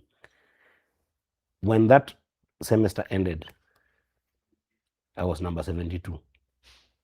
And that is how I secured my admissions in Kamusinga. And Abukwesi was very happy about me. Akanambia, now you have to be a prefect. Akaniweka lab prefect wa computer. That's how I learned about computers and stuff. Now all the labs. Then I just got into serious studying. Long story short, when I was now got into Form 2, there was a school that was starting in South Africa called African Leadership Academy. And that African Leadership Academy was looking for leaders, just 100 leaders in the entire Africa. And they were picking just about 10 students in Kenya. So Kamusinga was one among the schools that I came to. And it was now in the middle of the violence, because now we're in 2007. That's when I was on Form 2. So in the middle of the violence, mi nilikuwa nishatoka kwa shule. I went to start this Ongoza thing you are hearing about. Because I went to work with young people who were fighting during that violence, and walikuwa wanaua each other in terms of tribe, Kikuyu. Remember that violence. So I was telling my story to young people, nikamwambia, we can have a peaceful coexistence, because me, I've been helped by 7 families. Among them a Kikuyu family. Among them the Aduar family. Among them the Okongo family that now I was staying with. So why are we killing each other on the basis of tribe? I don't get it. Why can't we do something peaceful and have a conversation? So in the middle of doing that, I realized that the economic undertone was big. Some young people were being given money. Okay? Some people were also just being used tribally. So in the course of doing that, I changed the Ongoza idea not to a forum of peace, but a forum of economic empowerment for young people. And that's how Equity now identified me. Because the first money that I used to build Ongoza was given by James Mwangi of Equity Bank. Remember that time I was still at Form 2. And that's now now it picked me to come to Equity to start training into these loan programs to build this economic engine. So unasoma sangapi? At this time, what waendi shule during violence. Oh, ni post election violence. Yeah, sisi hapo tuko January, February, watu wako post violence mbaya sana. Migori is burning. Me, I'm running now Ongoza, the organization to talk with young people. Ilikuwa based wapi? Migori. Oh. And now because of the violence, it was very bad in Migori. Bishop Okinda became the current president of PEFA countrywide. Alipatia a small office in his church, so nobody could come to the church. So if I got young people wanted to be interested in Ongoza, we were doing it in his church. In fact, I even became a patron. So in the middle of this, African Leadership Academy comes and they're recruiting students to start in September. So mostly Form 4s and Form 3s in Kamusinga, for instance. So I found my way, went to do the exams in Kamusinga, and I was the only one who was taken from Kamusinga. Okay? So then that's how I went to South Africa, full scholarship for the program, did 2 years there. So kumaliza shule huko. So kumaliza shule hapo. Just like that. So nikaenda kamaliza Cambridge examination, which is an equivalent of what I would have done in KCSE. So I did my Form 3, Form 4 equivalents in South Africa. Cambridge exams sasa. nikapata scholarship Trinity College, nikapita huko undergrad, nikapata scholarship tena Yale University in the US. And then from there I built Ongoza, and then I got very interested in fintech, financial technologies. So started at another company called Anywhere, building APIs for locking phones and enabling credit ziende haraka kwa watu kununua masimu, and also got interested in building what we call IoT devices for tracking motorbikes. Kama watu credit inawauzia motorbike na watengenezea IoT devices, kama Progressive inataka, those kind of people, right? Those are kind of clients. So then fast forward 2007, I was very vocal about this issue corruption in county government and stuff. And a number of peers of mine who we were doing with businesses in Ongoza and Anywhere at that time, wakasema unaongea sana, siwende ukue senator ndio unaweza kufanya hizo mambo za oversight. And I thought it was a joke. Do you know walinisukuma wakanisupport mpaka wakaniweka nikaenda independent.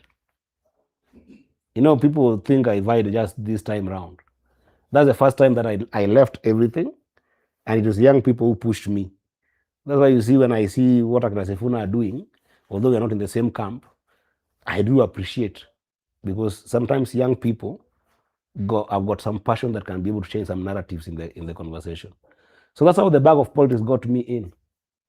Then I tried 2017, I tried 2018, I failed, again as an independent, and then 2022, my path at that time, at 2017, 2018, my path closed with Baba for the second time, because he had identified me when I was in African Leadership Academy, and we made some rapport at that time when Akina Adua Witi was still there. Dr. Adua Witi was still his advisors. So we worked with him loosely. Then when I was in Yale University, he came and visited me a couple of times, guided me on a number of political issues, but I still did not trust party politics. Hence, the reason why I was doing these things independently. But we were still working very closely with Mzee, with Baba, for those years since 2010. So in 2022, based on what happened in 2018 in Migori, Mzee akaniambia, you need to come back and run in ODM. But when I went to run in ODM, in 2022, they did a polling about the Senate in Migori County.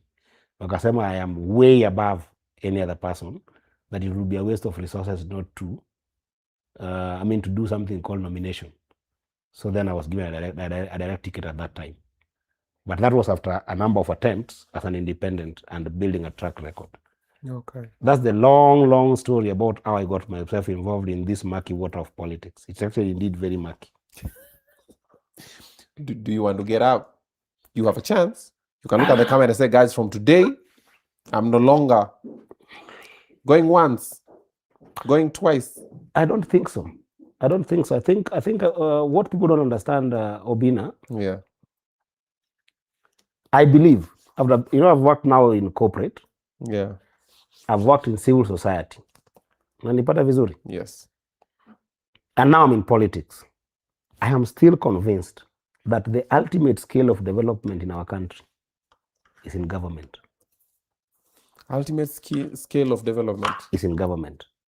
NGOs cannot transform our community adequately. Businesses, the primary role of a business in any person who has synthesized a business, hata wewe. Najua hapa tuko na shoka zuri kinaendelea, hiyo ni mzuri inaendelea. Lakini the primary role of any business is to make profit. Of course. And to make maximum profit. Even in some cases, abnormal profit. Yes. Nanipata.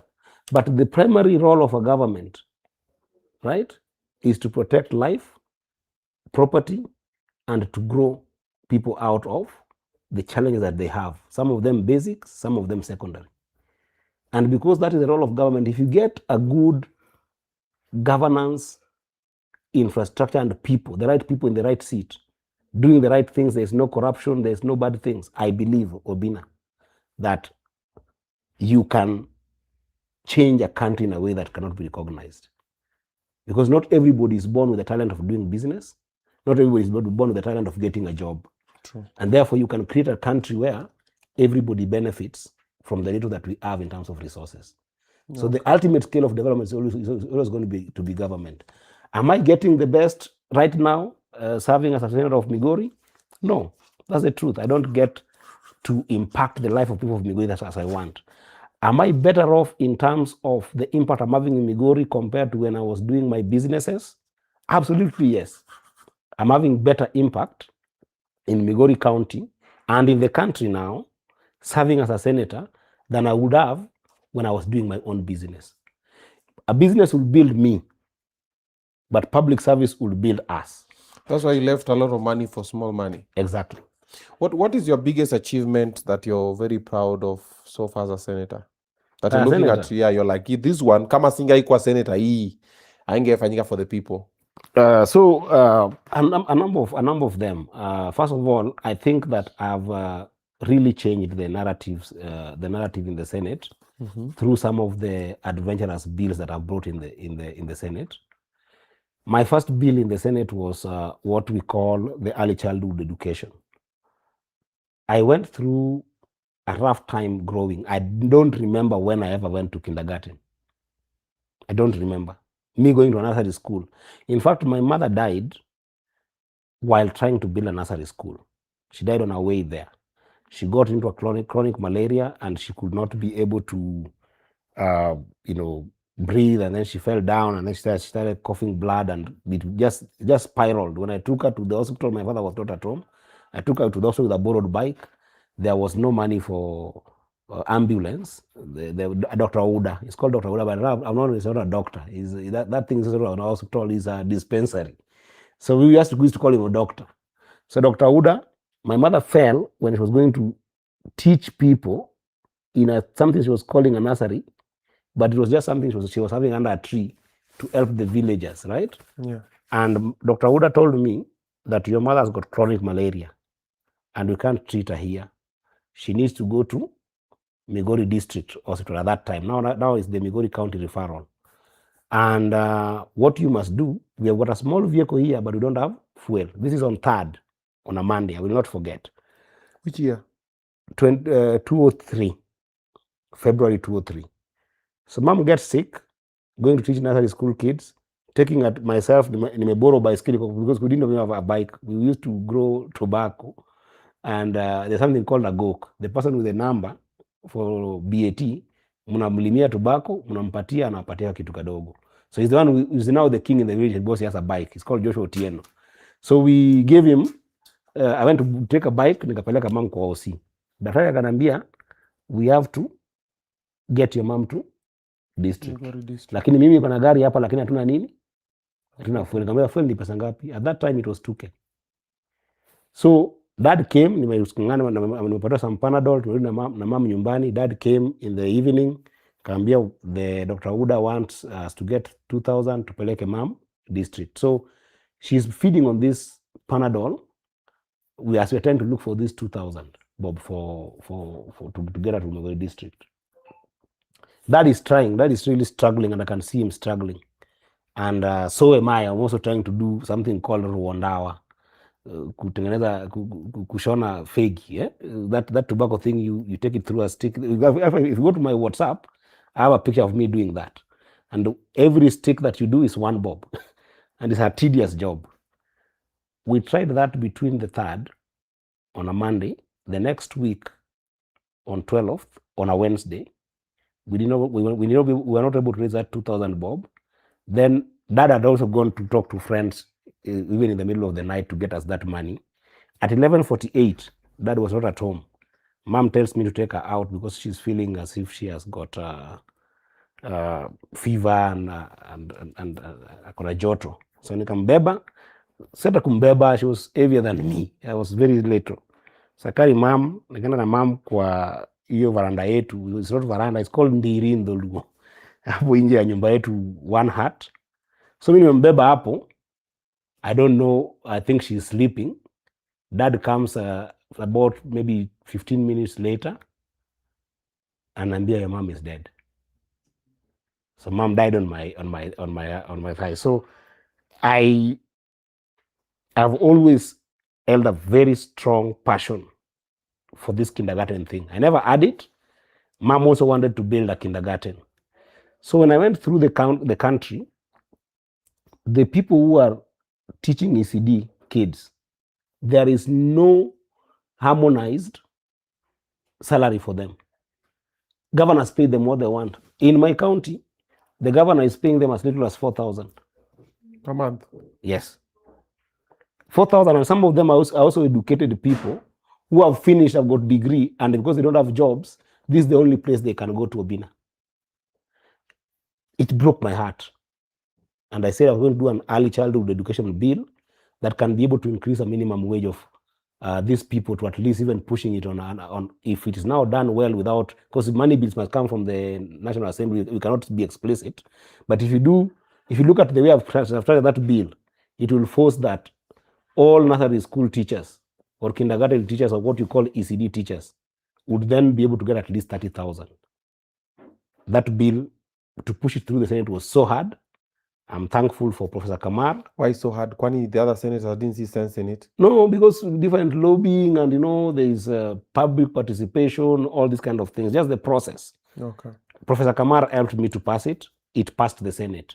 It is still sitting in the National Assembly.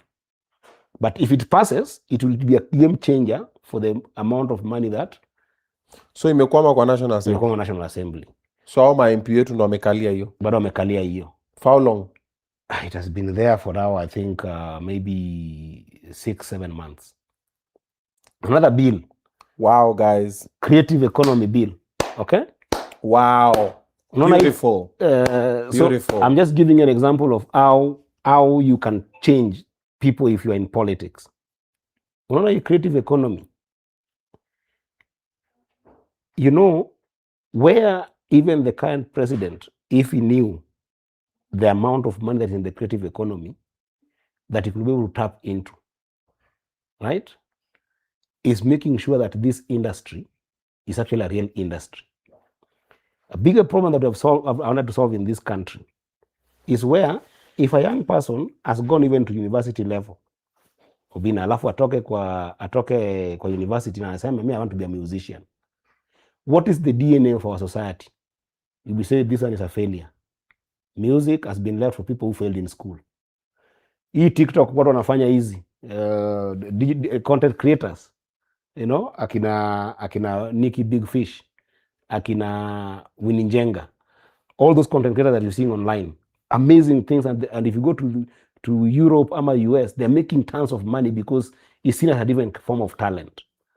Fashion, ukienda saizi uende pali kama France, it is known for fashion. Are you getting it? This is about creativity. Art and craft. Comedians in other places, like if I was to tell my father that I want to be a comedian, and I had a brain that could become a lawyer, could become a doctor, or could become these traditional courses, he'll be so disappointed in me. And I say me, it's not me, Eddy, it's all of us here. Okay?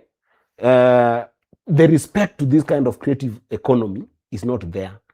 And that is making it become very difficult to make it an industry. An industry, just like when you go to finance, is an industry. When you go to law, ambapo tunasoma amekuwa lawyer, utapata kuna industry. So it makes it impossible for investors to build a venture capture and a venture culture in Kenya. How can you capture these businesses if you're a venture capitalist? You're coming from the US. Au watu unasikia sijui watu wa Grammy Award wamekuja Kenya, sijui ma top people in the US wamekuja Kenya. Wakikuja hapa na wako na do. How do they place that capital and trust that this economy will work for us? They can't. Why? It is a non-existing industry. Why? Because it's seen as an affirmative action place. Wewe gava kikuona saa hii anakuonea huruma, nakwambia Obinna, wewe. Hii gava vile nakuangalia, gava ya Uhuru, gava ya Kibaki. Wao kikuona kama Obinna tunasema tu una osho hapa. Nakuona tu huruma. Sasa huyu akwenda shule vizuri. Anaweza fanya tu kazi ya kamera hii. Sasa mbona huyu Eric Omondi anafanya mambo ya comedy, ameenda mpaka Daystar, hii nini anafanya hii? Wakisha kuonea huruma, they have got a lot of money from your taxes. They put it in a vote head to help Eric Omondi. So that Eric Omondi will die a youth. BN will die a youth. Why? Because it's a youth and creative economy ministry that is supposed to help you from your problem. You didn't get a good chance to succeed in life. So let us develop you by giving you some affirmative action programs. Oh, we have trained 20,000 musicians this year to help them with something. It's help. They're helping BN, a serious talent that is a global talent. They're helping him. They're helping Obinna. They're helping Eriko Mondi. They're helping Aziad. All these talents that we have that is beautiful, that should be commercialized and be made a business. It's all about help, that the government wants to give them help. So I said, we must change this into a real industry and make it investable, that can be able to attract capital. That if Aziad says, I'm going to start a music studio and a label, and I want to do XYZ in that label, I want to build this talent, mtu ambao kuna pesa, Aliko Dangote can trust that this is a real industry. Ndaweka pesa hapo. How do you do it? Number one is by allowing it to self-regulate. Wacha industry, vile bankers wanakuwa na Bankers Association of Kenya, si ndio? Wanasema kwamba we know this industry. We have got our way and our norms and our standards. When you're doing banking, this is the standard that we stick to. So the only thing is that government adapt this as our policy, and it's your policy as well. Central bank adapts those policies from the financial industry. It's the same the creative economy must also do. So I came with the creative economy support bill. And the first thing, it is removing creative economy from the Ministry of Youth for Affirmative Action to change the culture and put it in the Ministry of Trade. Are you getting me? Oh, tuko kwa affirmative action. Yeah, sipo kwa affirmative action. All creative in affirmative action. Well, we need Sasa help. the first thing, weka hii kitu ikuwe kwa Kwa trade. trade, Okay. so that people can have a business concept. Number two, allow it to have its own council. That council then sets standards. Tukisema kwamba, what is the rate card for a comedian in Kenya? If you're a member of that council, okay, you have got standards of your rate cards on your royalties that you need. Hata kama ni musician, mko na standards zenyu. Yeah. What are the standards in terms of distribution? What are the standards in terms of copyright? What are the standards in terms of IP?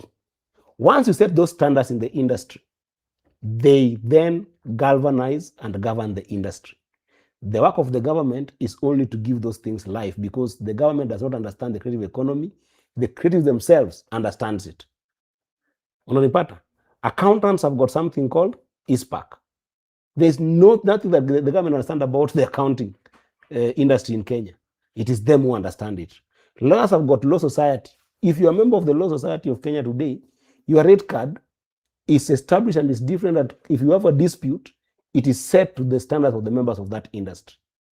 Once we build that industry, you have developed it, because it's self-regulating. It has got its own standards. The council is working.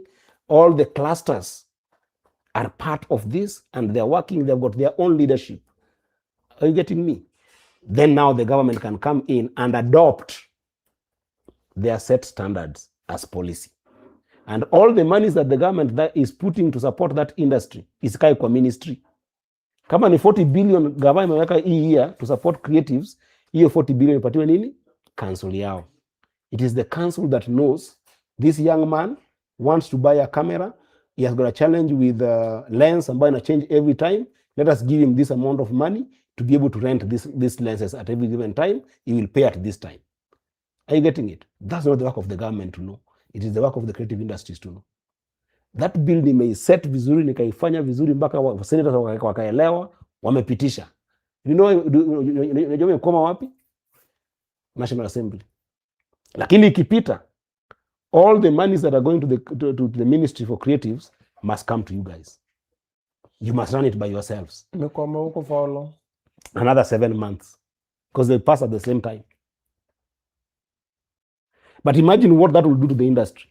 It's not a perfect bill in the sense that there are still going to be challenges. How are you going to come with regulations of electing people to the council? That's up to you to figure out. There will be some disruption. But the It first just moves thing, us from affirmative action. it to moves from trade. affirmative action to trade, So and it basically it's puts more of you on empowerment. the table. Yeah. Unanipata? I want to see that creatives in this country will one day say, why are you forming IBC when we are the majority and our council does not have somebody in the IBC, the same way lawyers have IBC? So that when we're electing a government, we elect a government that can serve our purpose.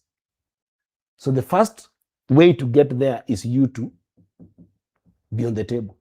Because if you're not on the table, there's nothing you're influencing. Okay.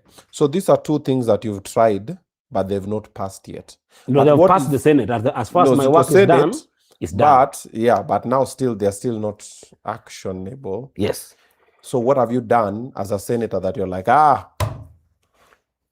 ili Peter? Those And ones, it's first working. of all, I'm very proud of those bills. Actually, I've got a number of other bills. Unajua pia kuna bills zingine ukifanya zinakuwa hijacked by the government. Hiyo pia inafanyikanga. And we Tu have kama already gani? raised it. Like the Sovereign Wealth Fund bill. That was my bill. For real? Yes. What the president just announced? Yes. Oh, wow. I'm the one who first introduced it. But sometimes these things, Amida had a very good digital bill on healthcare. The one that you're seeing that is right now running is Senator Amida's bill. But it was taken by government because it was such a too good bill that if the government takes it, they rush it. Because that's how the minority works. You call me as a whip, Sindio?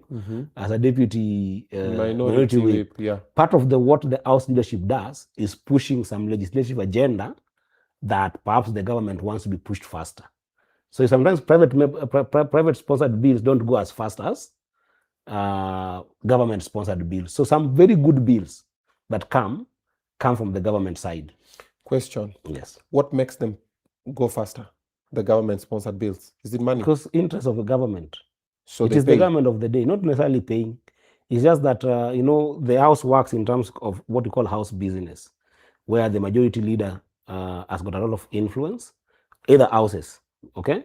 So they can put a priority in some of the bills. Like sometimes if utapata bill yangu National Assembly, pengine jaiwekwa kwa order paper, ili ikuwe discussed. Although the creative economy bill is going on now, the debate is going on in National Assembly. There's a lady called Honorable Irene Mayaka.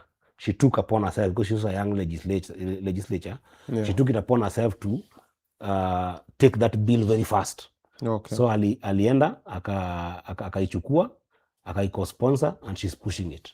So sometimes it's about the person who is pushing it, but the government bills will get priority because the order of the house by nature is controlled by the majority side. Okay. Yes. Now, deputy minority whip Yes. in the Senate. Yes.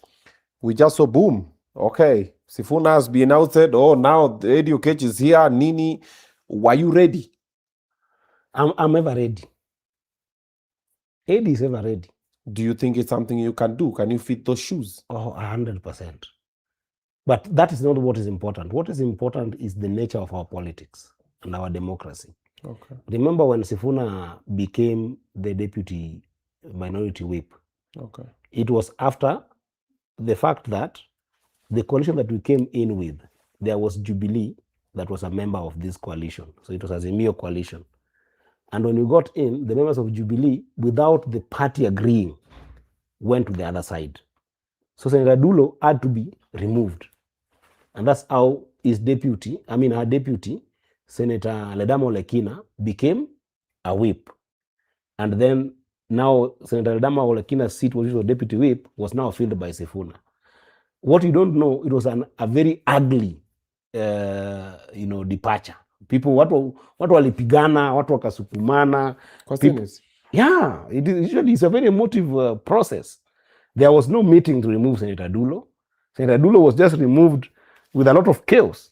I was also involved in fighting for that so that Sifuna could have the right person. Because what happens is that the whips in the house help whip the side that they are whipping to be able to promote and support their legislative agenda of the house.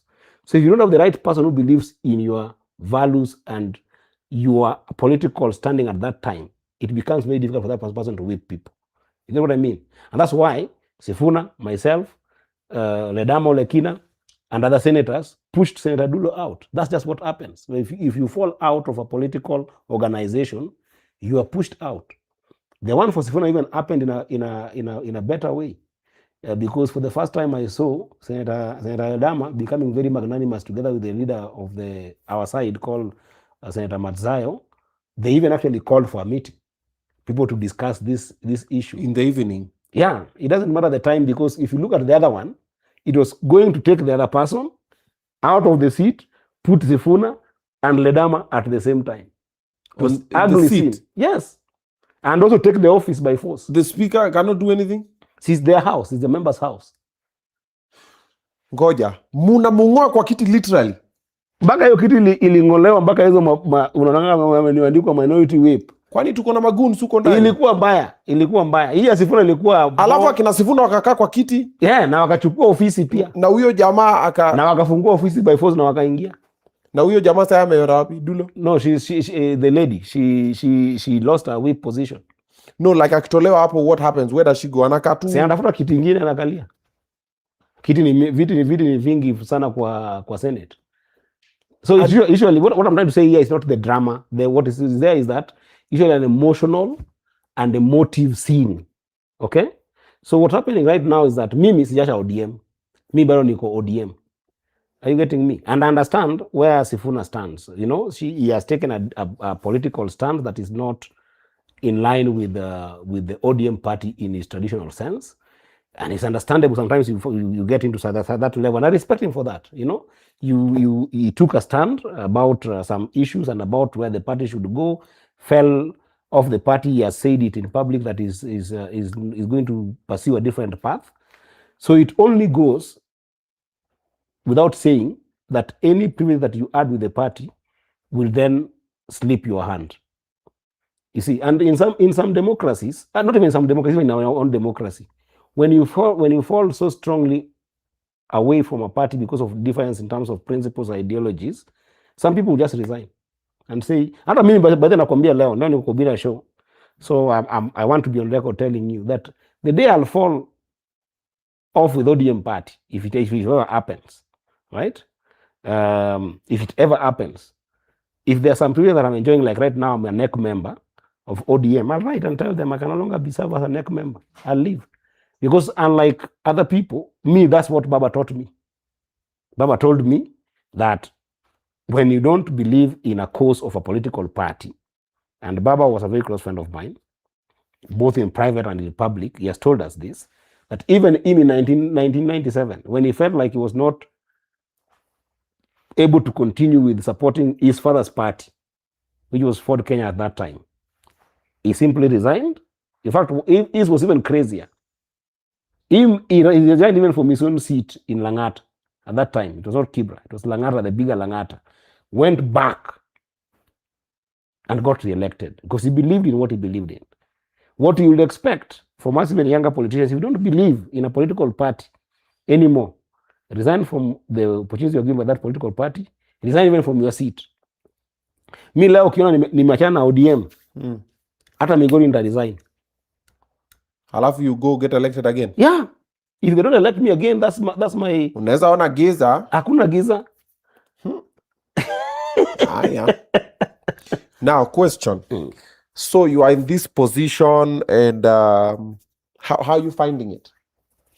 It's still a new position. I haven't been settled because there is a lot of protocols and a lot of procedures and processes in parliament, as you would expect. Onye mjatake over ofisi.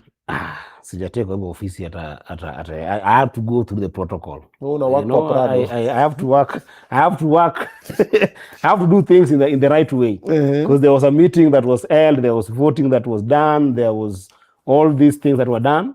So it's only good, Obinna, that I also give it courtesy that it deserves, that I go through the processes that Parliament gives without being dramatic about it. Because it's about service, it's not about me. And it's also about just the position of the party that Sifuna has fallen off that position and is doing something else, which is commendable. We might differ with him on a number of ideological elements that Baba taught us, as well as what we find ourselves as a country. But he's doing his thing. I wish him well out there. But why you? Sorry? Why you? Why were you the one selected to replace? That's a very hard question that perhaps you can ask the party and the members. Watu wote wangekuwa hapo ni wewe tu. That's a difficult answer I can't answer. So you can answer it in a crowd. Pia wewe hujui. Yeah, I that's a very difficult question.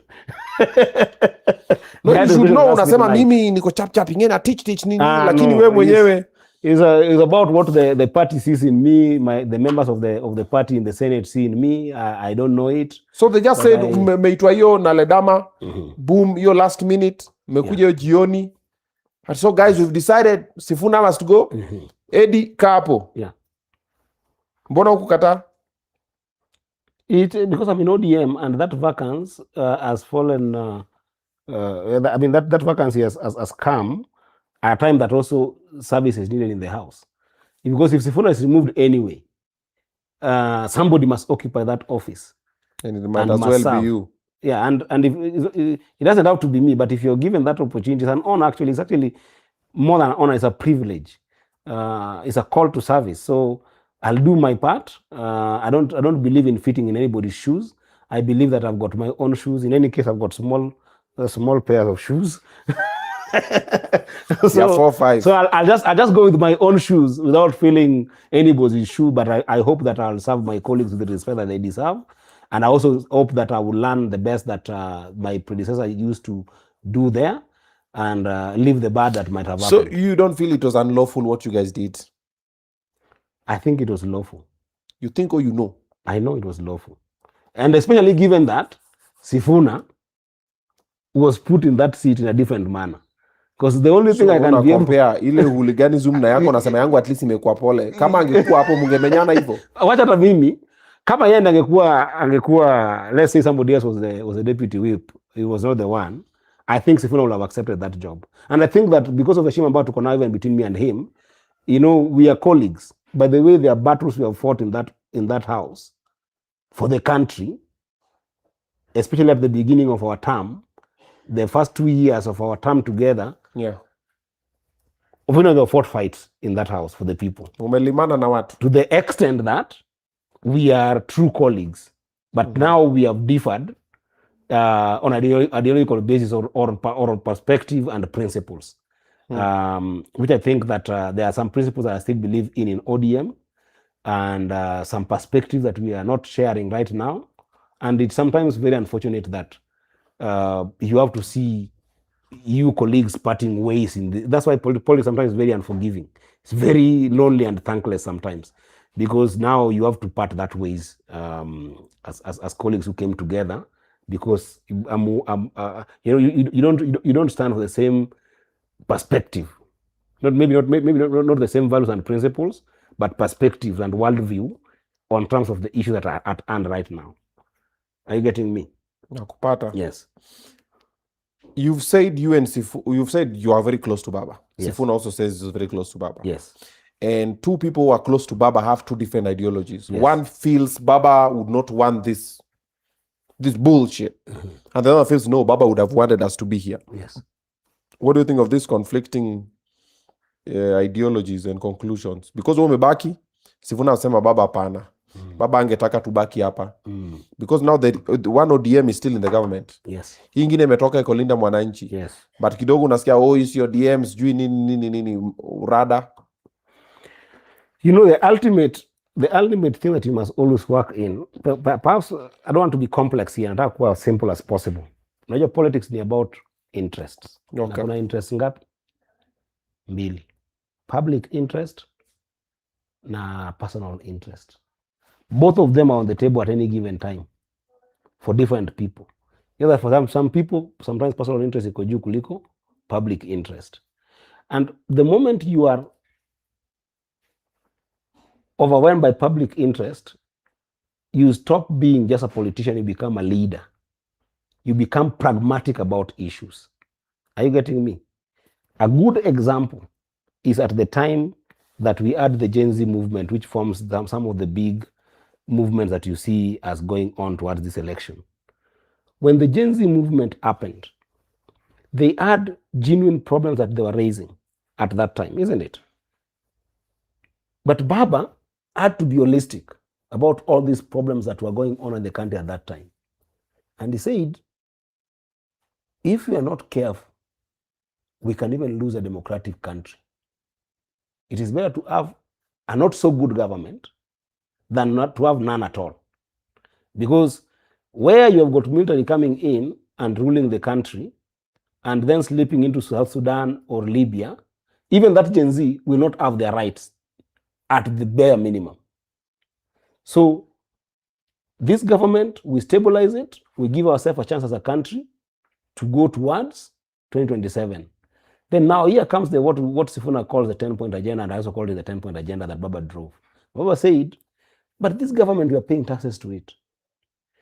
Do we sit and say we have stabilized it to wait, it continue collecting taxes and it's not working for us up to 2027? Or do we bring each other together, try and reconcile some issues?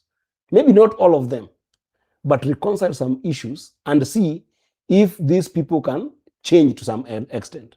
Hence the 10-point agenda. Then you start listing issues that need to be solved. Compensation for the people who have died, giving more young people opportunities in government, trying to stop rhetorics about shares, trying to stop rhetorics about corruption, trying to deal with the issues of debt in the country. Obinna, stopping extrajudicial killings, for instance. Are you getting it? These things are so large that if you pick one that looks palatable and emotive, and you want to put it above others, you must lose the script and then get back to where we are. Are you getting it? Let me give you a good example, Obinna. What could keep Baba at night? Because Sifuna and I were the only 2 ODM elected senators, and I probably argue that apart from my mom and sister, I have got both respect for her, in the same measure, Mama Ruth Odinga, elected ODM folks. Yeah? Apart from, I can't remember any other person who was elected who went to pick Baba in India. Okay? You always hear Sifuna saying that he was annoyed that Baba's friends were not in the plane and all kind of things. In Nyanza, I can argue that I was the only elected senator who went to bring Baba from India. Oh, you went to India? I was in India. I'm the one who paid for Baba's body to leave India. And you don't know the pain I went through. I've never spoken about it because I don't want to politicize the Baba story. But the pain some of us are going through, I believe that in this country, there is no politician who is serving right now, maybe a few, but there's no politician who is serving right now who has traveled with Baba out of this country privately, out of his family. Because his family is a special relationship. I respect them. I never want to politicize Baba's story.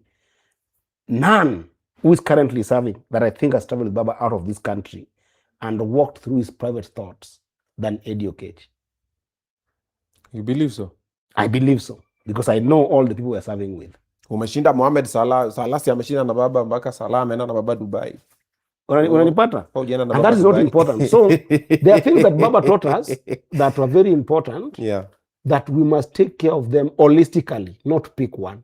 So for instance, one of the things that is really bothering Sifuna, and I agree with him 100% on this, that we can't have a government, okay, that extrajudicial killings continue to be rampant in the society, isn't it? You also agree that we can't have a government where police are just killing people anyhow. They go to demonstrate, they are killed. You go to an issue around what we call forced disappearances. That's the English word they use. Basically, you disappear and you never come back, right? I agree with Sifuna on these things. Okay? What does Baba say about those things? They must stop. How do we stop them between now and 2027? Do we wait for them to continue between now and 2027? Or do we try to stop them now? We must stop them now. Therefore, we come up with a pack where we check on each other. We are this part of coalition, ODM, and we must check on the government to stop these kind of things. And indeed, you find that the data from the time that we got into government, these things have reduced. Are you getting it? Even if one happens, it's nothing that you can appreciate. And even our police reforms must be correct, that the training of our police must be correct, that these things must stop, Obinna. But as they are being reduced and they're being worked on, for instance, if you look at the data, in 2023, we had about 128 cases of extrajudicial killing, isn't it? In 2024, we had 125, including the 55 plus a number that were abducted in the middle of the Gen Z protest, isn't it? You come 2025, and again, all this data comes, I depend on the data from the human rights, not the government ones. The government ones can be convoluted, isn't it? Then in last year, 2025, is put around 97, okay? That alone annoys me. It's still a lot. But Obinna, as that is happening, I told you you're paying taxes, isn't it? Do you know how many people are dying out of pneumonia in the country? 10,000 people. And that data is not reducing. If you do good mathematics, that means that every single day we are losing 27 people in this country because of pneumonia. Do you know how many people are dying out of malaria in Kenya? 16,000 people. Simple disease called malaria. Preventable, avoidable if we are to be able to fix our healthcare system. Pneumonia, malaria, Obinna, somebody dying out of malaria, 16,000 people. That means that every single day in this country, 43 people are dying out of malaria. Remember, if you have to look at the data of a serial killing, if you have to do it, you'll find that maybe sometimes it is 1 and reducing. It is 0.3 plus, okay? The reason I'm bringing you this data is not to compare. This is just to tell you why running a government, you must be very complex and holistic and not simplistic in conversations. That's why I hate this politics, which we call sloganeering politics. And Baba even also hated it. Because sloganeering makes you lose the bigger picture of how complex people are suffering from different things. Pneumonia is something that is caused by poor housing. Virus and bacteria in poor sanitation and even cold. Inaweza kupatia pneumonia hapa Gikomba, hapa Kibera, hapa Mathare. People are dying out of hata kwa Jenga. So when people come with something like affordable housing and they're trying to improve the housing issue of people, you don't brush it off. Because maybe you don't have somebody you buried yesterday from pneumonia or from simple bacteria.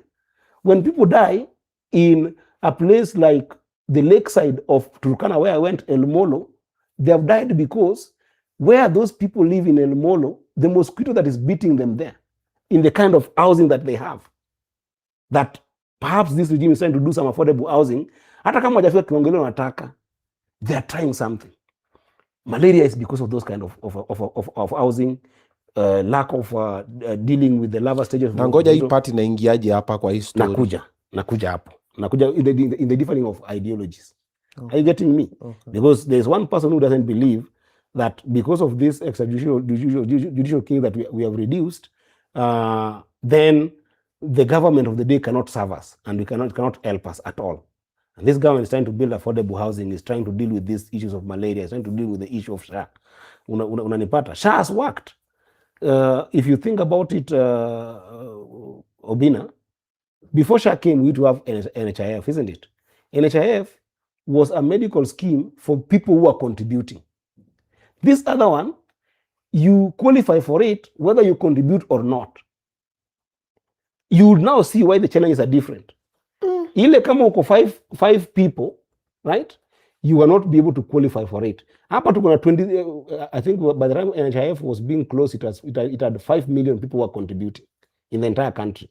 Right now, SHA, we have got, it was 5 million people who were contributing and therefore 5 million people who are benefiting from it.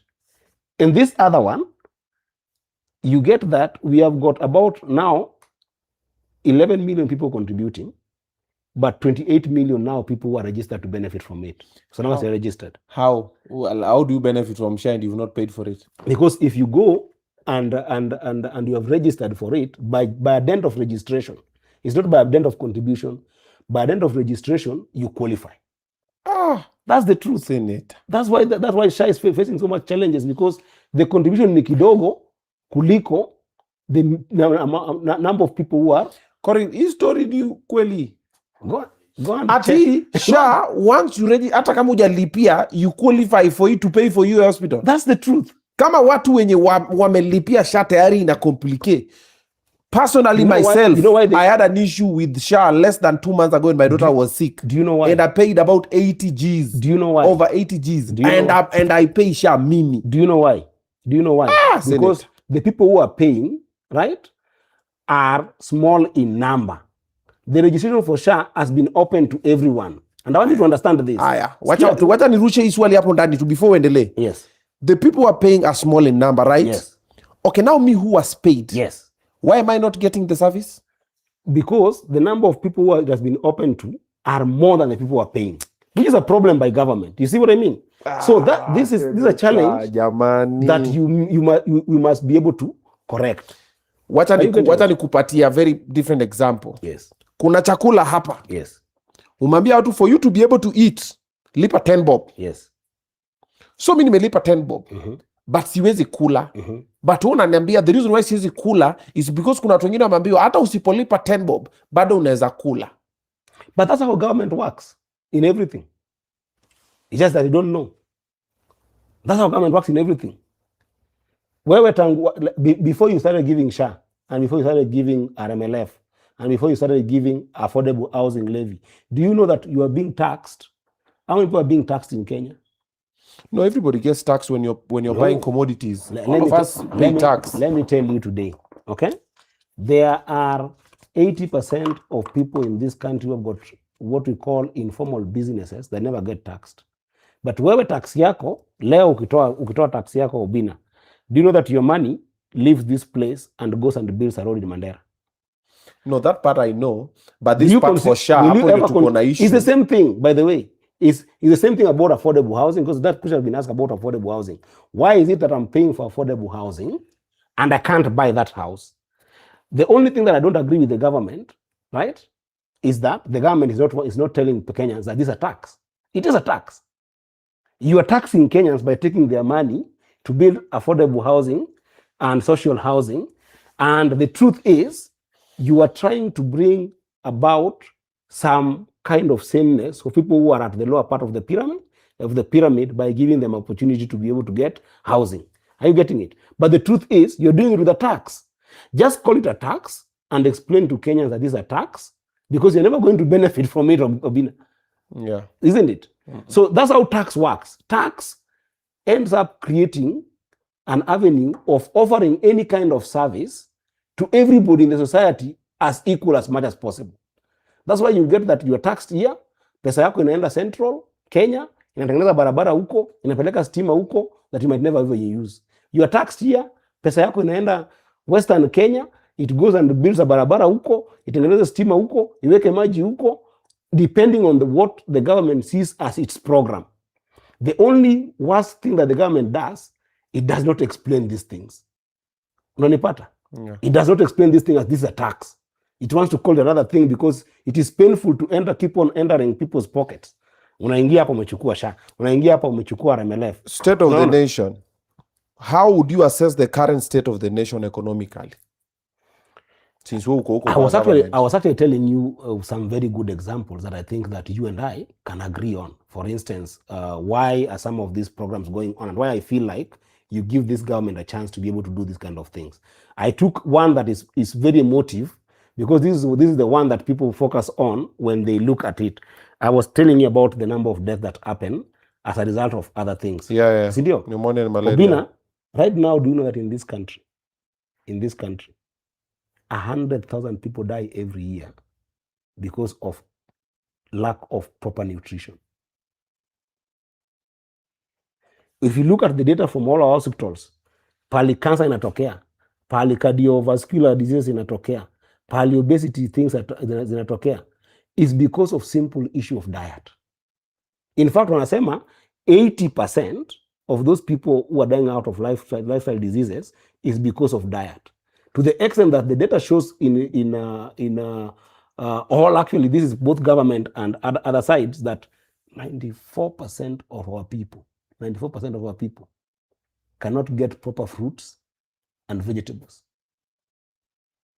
So when the government of the day is trying to do something like subsidizing agriculture, making people to think about proper health living, promoting nutrition, you see, if I'm stuck in one narrative deaths that happen because of one specific category of issues, I miss the global point. You get? So you're telling us to ignore the abduction. No, don't ignore either.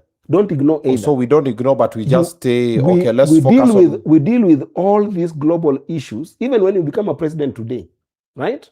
You will have a problem, Obinna, with the kind of femicides that are happening in the country today. Because every single year in this country, we are losing 220 women who are being killed on femicide because of other frustrations that we are seeing in the society. We are losing 1,408 youths who are dying because of suicide. That's a level of 11% of people are dying in this country because of suicide. You see, so you would want to be holistic in terms of what is the problem in our society that is not a single story. Are you getting me, Obinna? I'm following. That data is important, and that data cannot wait for you to vote for the right person in 2027. Because by 2027, if you're losing 1,000, that's now nearing 1,500 young people, by 2027, you'll have lost almost 5,000 young people to simple suicidal problems. So, Senator, how do we solve it? We solve it by making sure that the government of the day, we keep it at check to reduce all vices that are happening in the society in a similar way. Are you getting it? Than focusing on one single story. Okay. Mine is very simple that I've just asked. Yes. How would you assess the current state of this nation economically? I think we are better off. And the reason why I think we're better off, if you look at where we came from in 2022, when this government took over, it did very poorly between 2022 and 2023, when we were doing the Sufuria movement about the high cost of living. Then it started doing better. 2024, towards the end, 2025 has been better than what we have when the government started.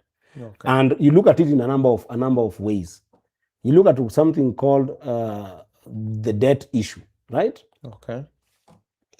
The debt management issue, my bro, was so difficult in this country that when we started the term for this government, and in the middle of the Gen Z crisis, we were extremely being ranked almost to the point that we could not be able to borrow internationally to be able to run the economy.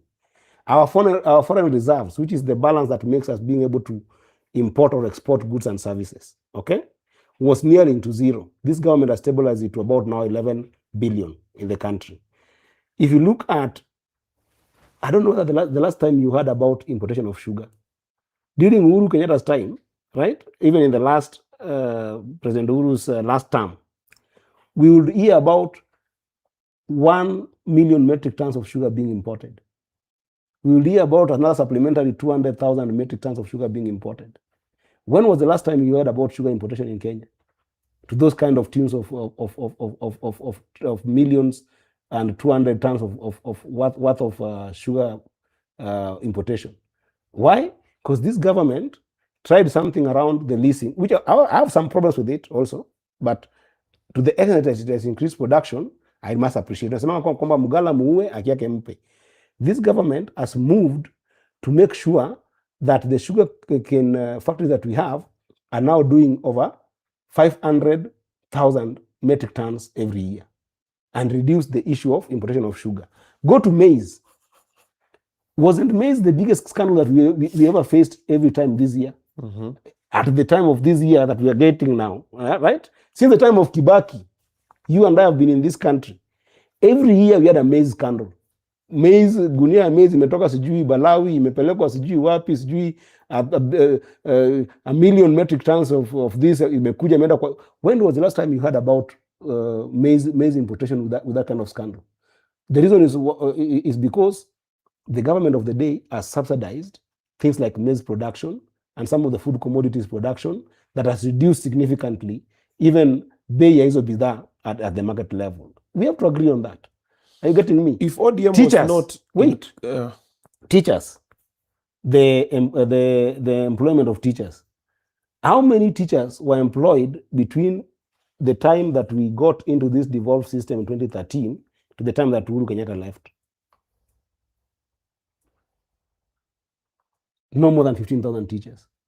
This government has taken teachers, my own brothers, who studied education in 1998, had never been employed. This government has made sure that some of those people, in fact, a big swath of them, have been employed to a tune of 100,000 teachers before the end of this term.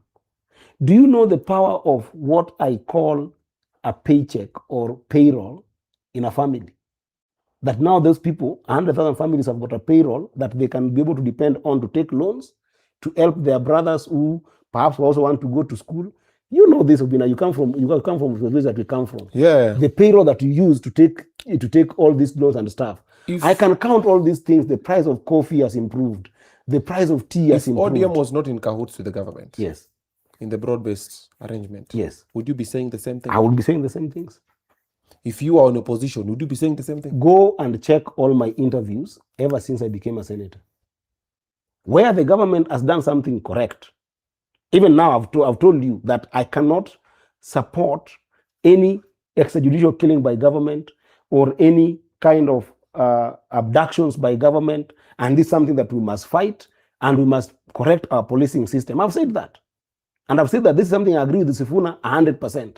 But I've told you that Sifuna is also losing the other side of other complex deaths that are happening that if you don't solve now and wait for 2027, we won't have a population.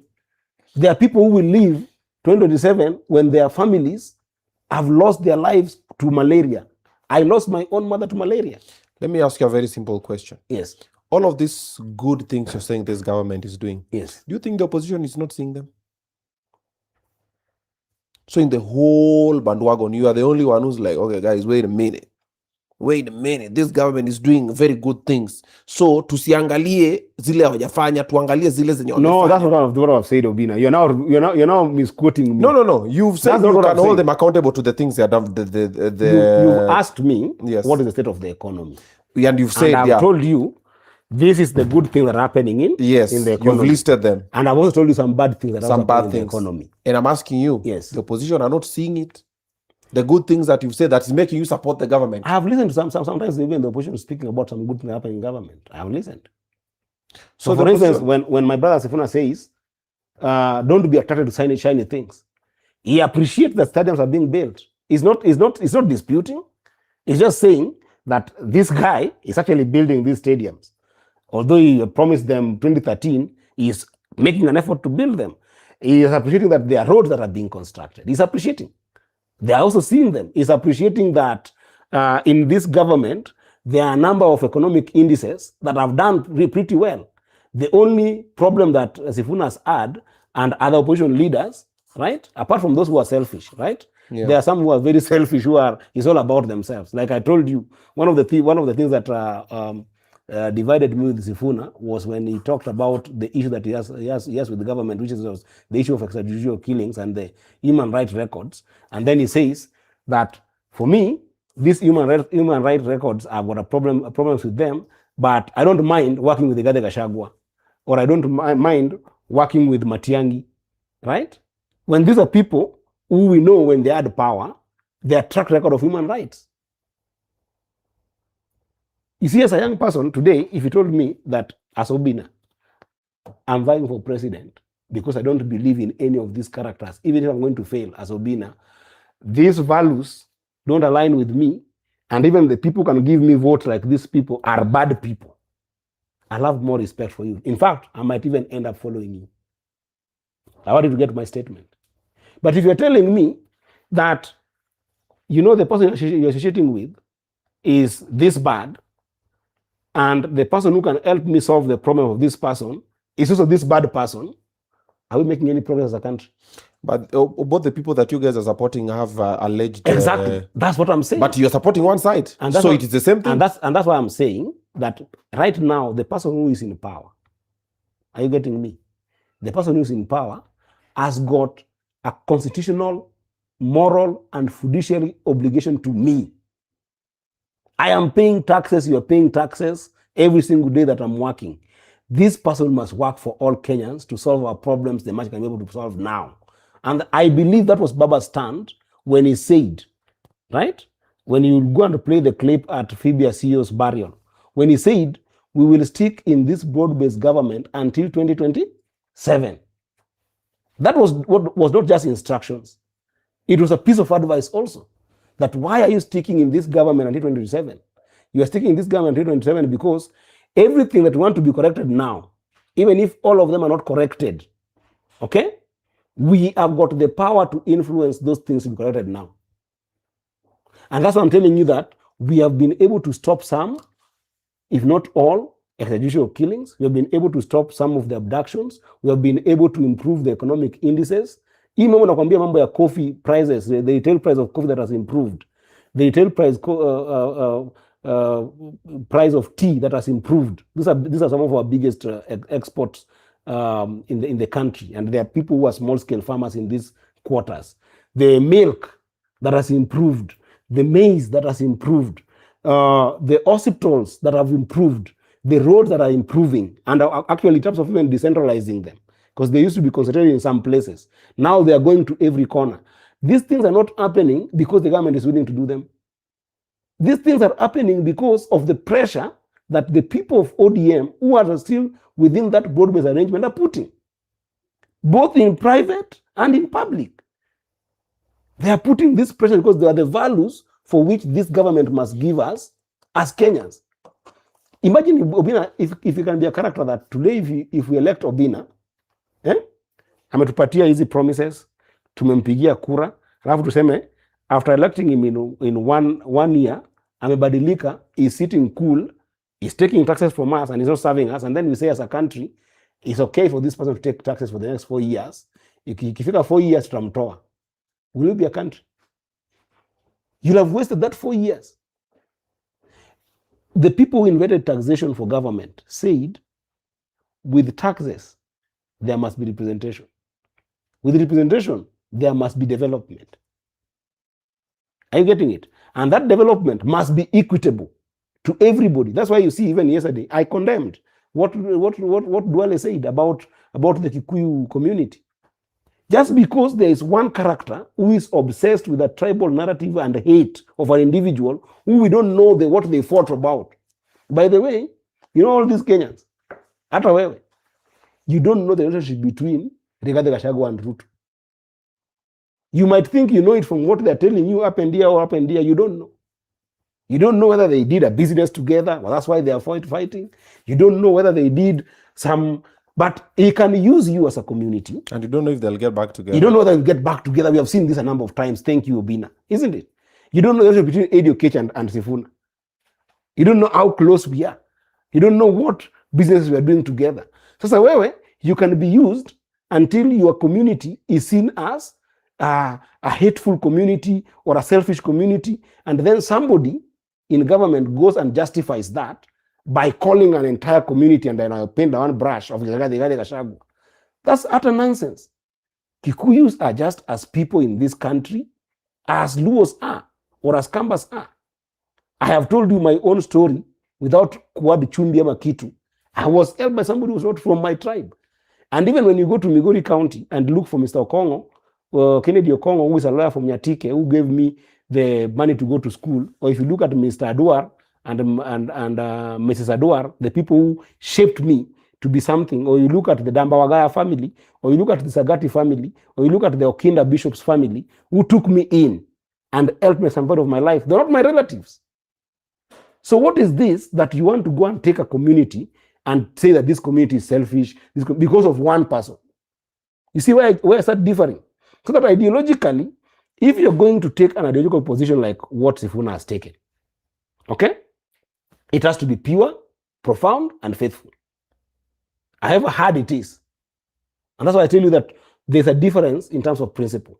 But if you mix the principles, then you cannot go and call the kettle black. Because if you say that, the solution of this country lies in you working with Matiang'i, who has got a track record. I don't want to get into it because Kenyans know. Kenyans know that the song that we have been playing in this country, that everybody and I celebrate. Maybe some people don't know. Maybe the Gen Zs, some of the Gen Zs, the younger ones, don't know that the song that we keep on playing of Lady Maureen, Raila Duogedala, Baba Jidwari, Raila Kamu. You know that song? People is things as a hate, but they don't know the story of that song. The story of that song was when Raila had left the country after fighting so hard to be president, betrayed by his own people, right? Who he told that I'm a better candidate, I love this country so much, I voted the constitution, they never voted for him. And some of us who were very close to him told him, Baba, go rest. You've given the country the best. There's no need of keeping on fighting. Just go and take a breath. When Baba left and went to Boston in the US, people don't even know the story, how we got Baba to Boston. I was young, I was in the team. Okay? When Baba left and went out of this country, the country became so fragile that there's one guy called Teno Kajwang, go and look at his records. Every single time this country was even fragile to what we call terrorism. Ilikuwa bomb kila mahali. You forget Obinna.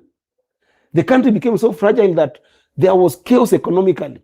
That is the time that you'll even find that somebody went, you know, our constitution does not allow you to take money, yeah, any money, whether debt or anything, and use it outside our infrastructure.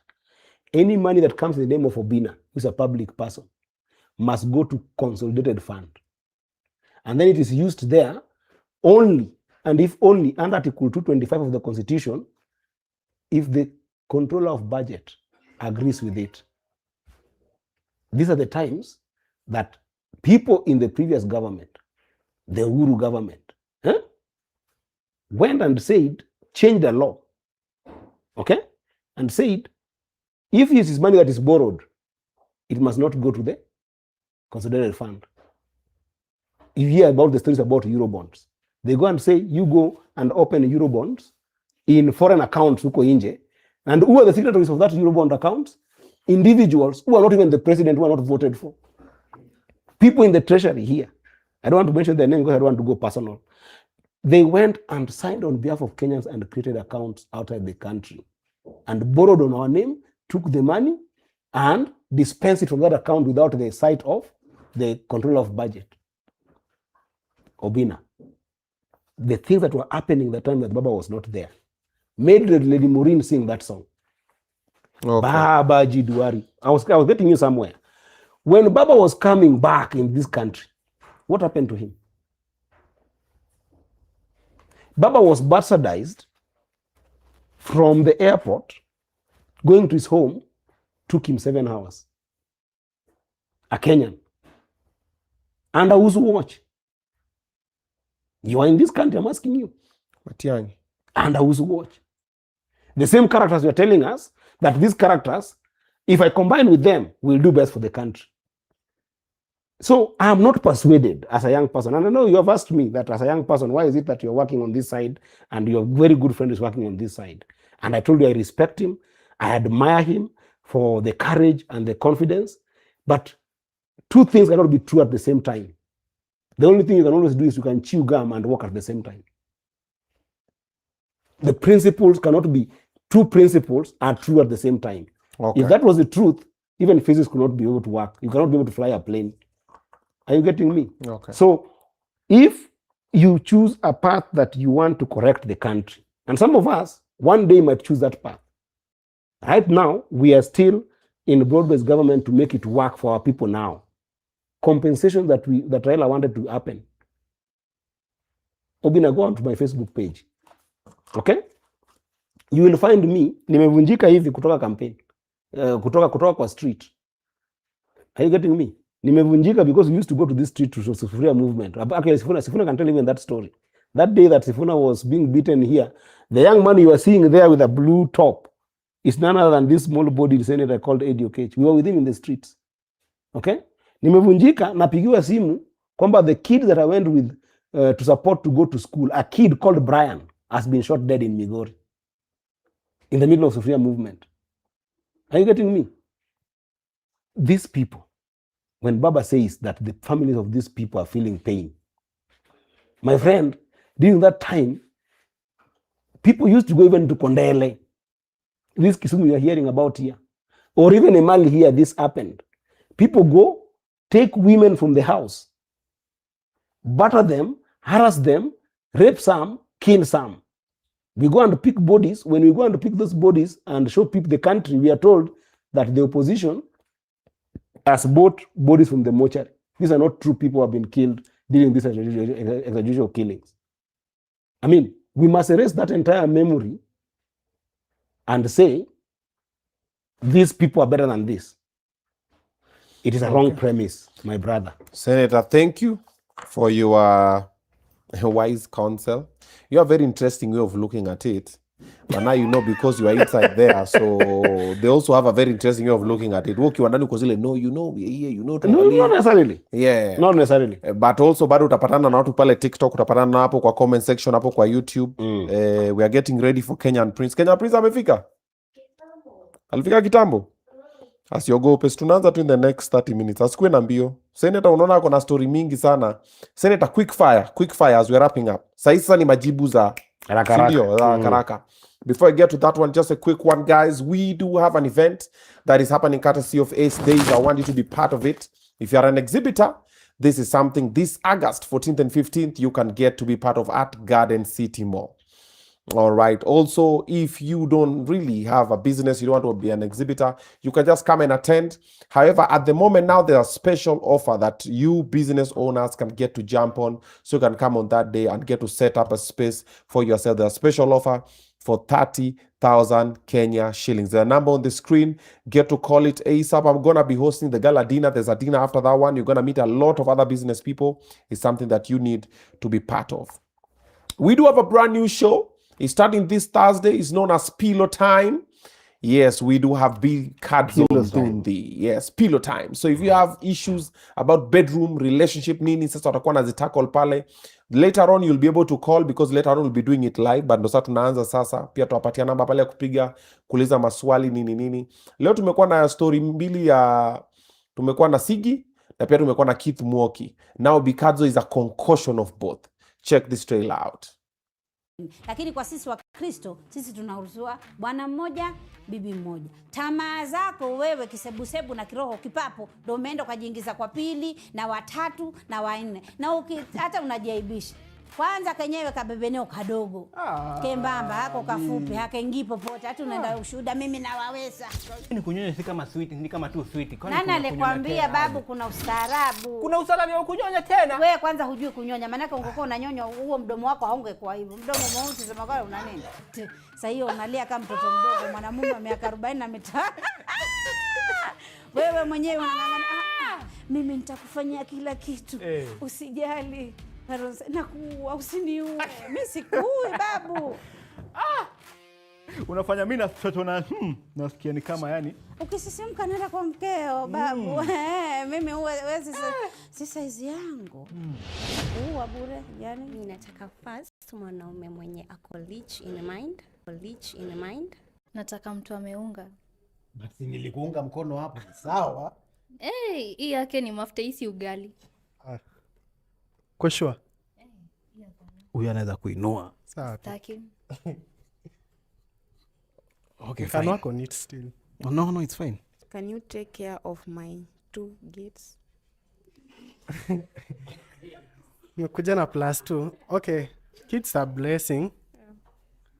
I wouldn't mind, but sasa kitu mimi unanipatia stress. Is the baby daddy in the picture ama nini? Okay, he's normal. Okay, first mimi nataka submissive girlfriend, someone who is understanding. Kwa sura pia unajua tuna protect pia watoto wasipate trolls huko nje. Pia dem rembo. Mimi hata niko na mtoto. Siongeze mwingine. So if you're working with Wow, are your walls looking plain and uninspired? Transform your space with premium wall panels, elegant marble PVC with stunning backlighting, and modern floating TV stands. All designed to give your home a luxurious, timeless finish. At Mr. Frames Kenya, we offer top quality designs at unbeatable prices.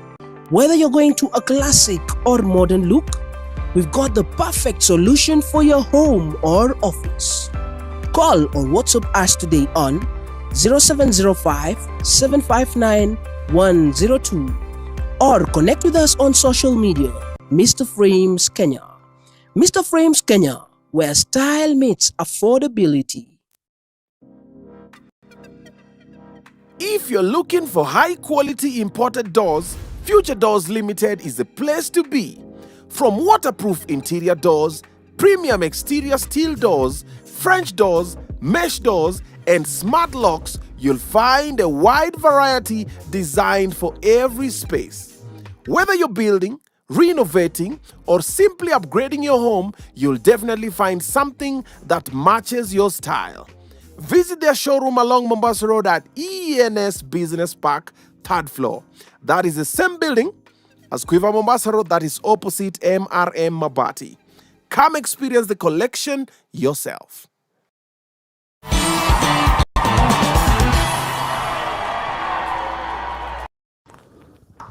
All right, welcome back.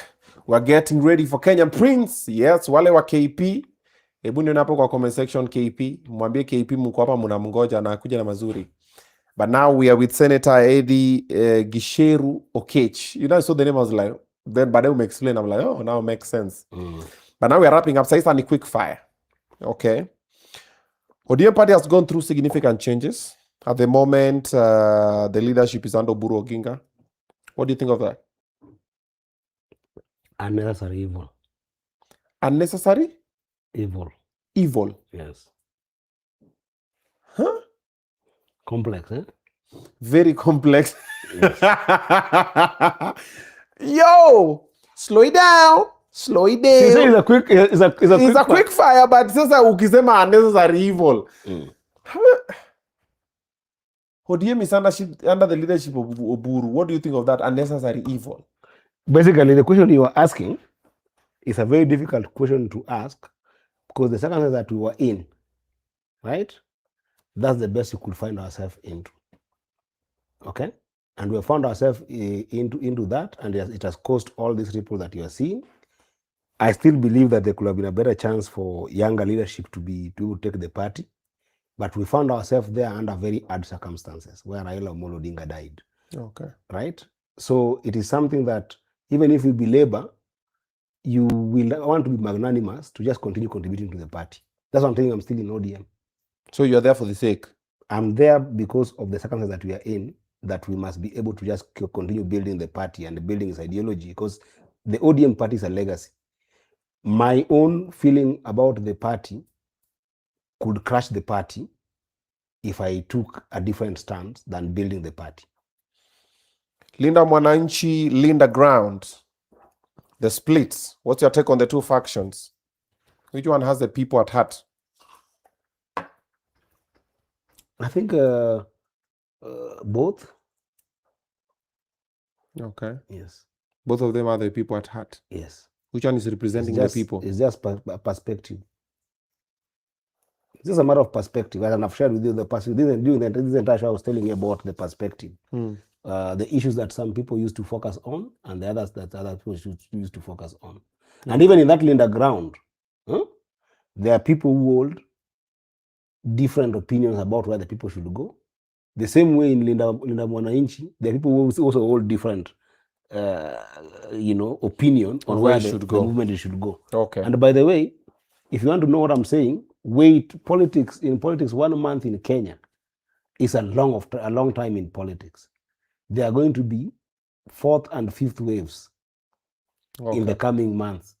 And you will see them, you're going to see a different Linda Mwananchi and a different ODM as well. Okay. I can predict that one for you.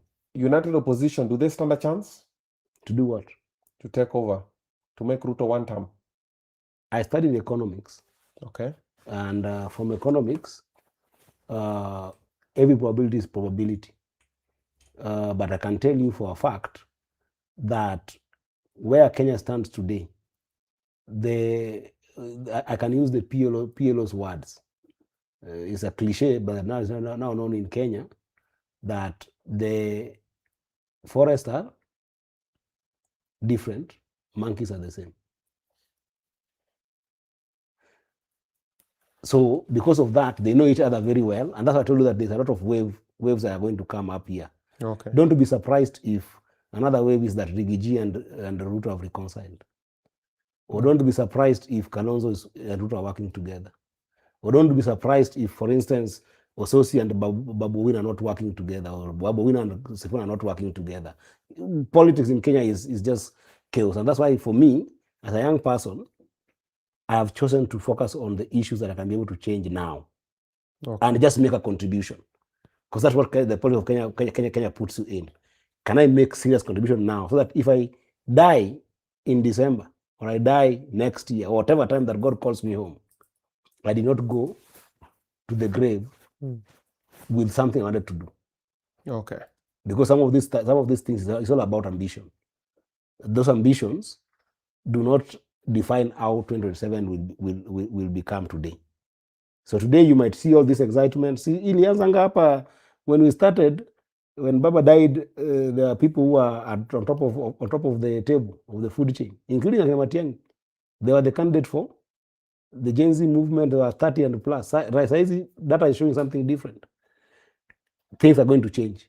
Okay. And they're going to change in such a big wave that you'll be surprised what are just haters.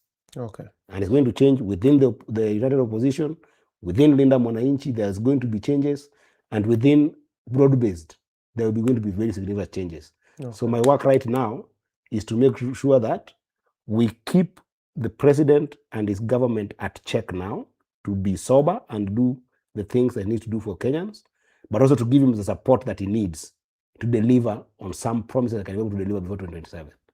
Okay. In fact, I will dissuade people as much as possible from politics, although it's hard. Because before you realize in the next 3 months, you'll see as many people on top of the vehicles as possible doing politics. And that 1 year, they should be serving the people. We lost the first 2 years fighting over Sufuria movement, then the Gen Z movement. If we take all this year campaigning, again, it has already started. We've already seen it. Yeah, it has already started. So basically, no work is gonna happen. So some of us, our biggest desire, and I'm not being smart here, Obinna. Some of us even cry at night when we look at where our country is. Because while we're doing all this politics, some mothers are suffering with things that you can't even realize. Some children are stuck on just paying 5,000 to do an exam. And they are going to lose their 5 years of schooling because that exam defines whether they are going to be graduating or not.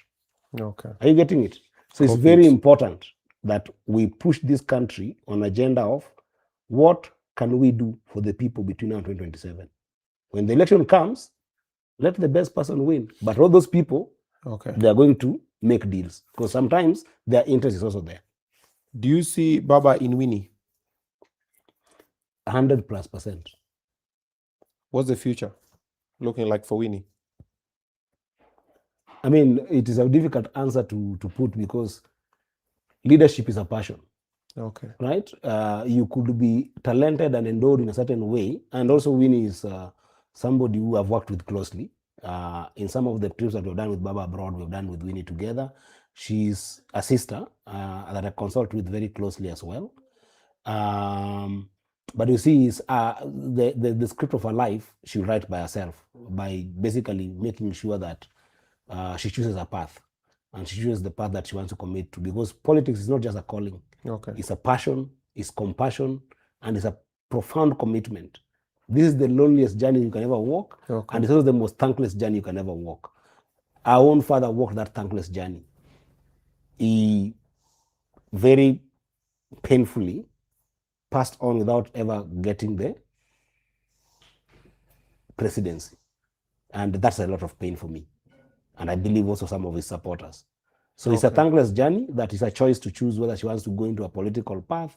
Winnie would be, what people don't know about Winnie, they just see Winnie as the daughter of Raila Amolo Odinga.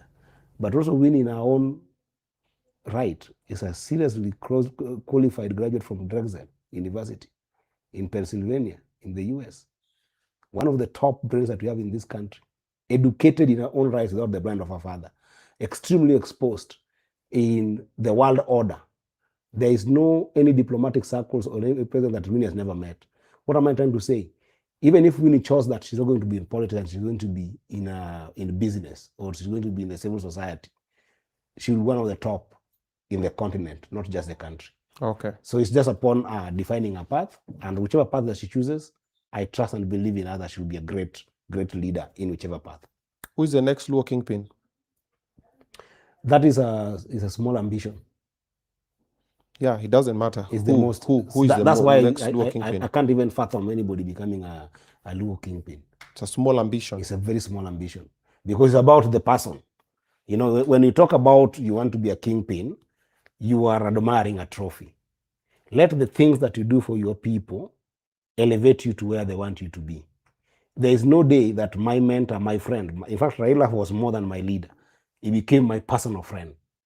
And one day when I write my book or when I show my chronicles, the country will come to understand the reason why I'm very mellow about showing people what I know about Raila, because I still go through a lot of pain. But I can tell you, there is no day my mentor and my friend, Raila Amolo Odinga, ever called himself a kingpin or ever said, I am the Luo leader.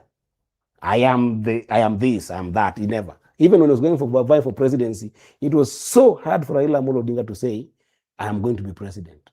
Okay. Okay? It was always about the people, about the movement that he has built. And that's why I feel a lot of pain when we as young people, because of any challenges we might have in terms of perspective and worldview, we can't contain ourselves to be able to water this child called ODM that he built with blood and sweat, as Winnie will tell you. So the kingpin conversation is a small mind conversation because that one is a ruler, not a leader. A ruler, not a servant. Okay. And I desire a servant. The person who will serve the people of Nyanza will lead them to where they need to go next. Okay. Will not rule over them. So kingpin, it's about rulership. Can Sifuna become president 2027? Can Sifuna become president 2027? In Kenya, everything is possible. Okay. Yes. Okay. But I think that his biggest challenge is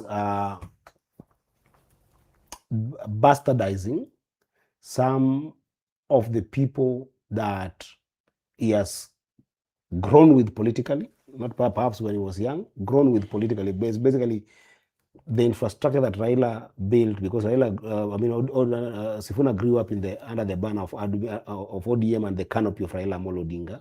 So he has made a lot of friends there, both people and political pundits.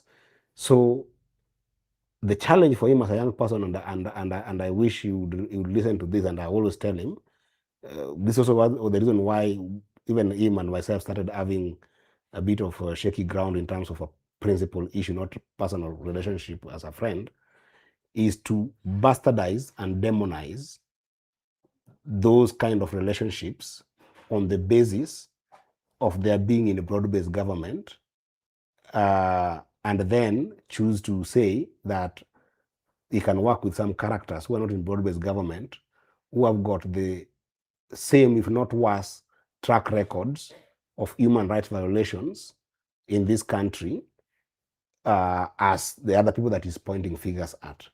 I think that could be a biggest misgiving, right? Which makes it possible for, let's say, the current president to actually be able to win very squarely in 2027, because you are claiming clean and also playing in the dust at the same time.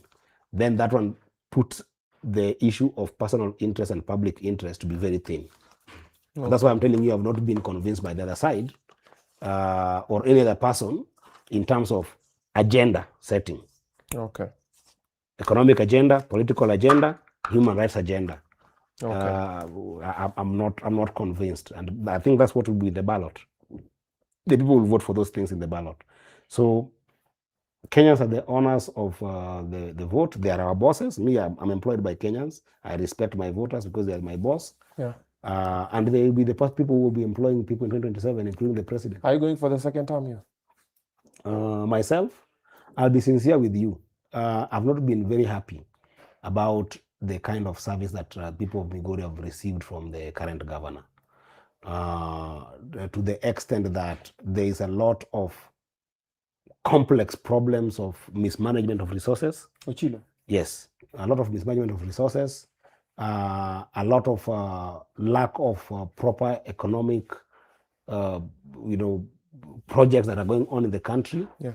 In the county, I mean, a lot of shady deals that are also happening, what I call voiding in some of the payments in the county that have made the county be stagnant, to the extent that I feel like we need a new leadership in Migori County in terms of gubernatorial seat.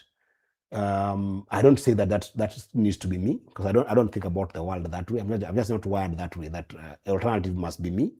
I think if it doesn't change in the next 1 year, that we still have a chance to be able to change things, we should be thinking about maybe somebody different. If that person is not there, maybe I might offer myself for that, but I'm not keen on a position. Do you have any recommendations of the people that can replace Governor Ochilo if it was? I think there are a lot of Migori people, over 200 people were qualified, over 200,000 people in Migori were qualified to be governor of Migori, and they're doing very well. 200,000. Yeah, there are many people in Migori. So it'll be upon the voters, for those who have been courageous to offer themselves, we'll look at them at that time. But also you might be considering going now for that one. Because if you're not throwing yourself into the senatorial race, that means you're going somewhere. No, I think I gave you my track record in the Senate in terms of the bills, but I've also brought a number of statements in the Senate. I don't want to go about them. I've brought a number of motions in the Senate. I've done my best in trying to oversight the county. I've done my best in trying to fight for money to go to the county. But then Migori County is one of the counties that the money for Migori County goes on time. Remember that also because of you. It's a record of the Senate, of the senator. The people who fight for what we call disbursement schedule to be honored by the treasury. Sometimes you realize that some counties, even 24 of them, get their money at very late, that they can't even absorb that capital.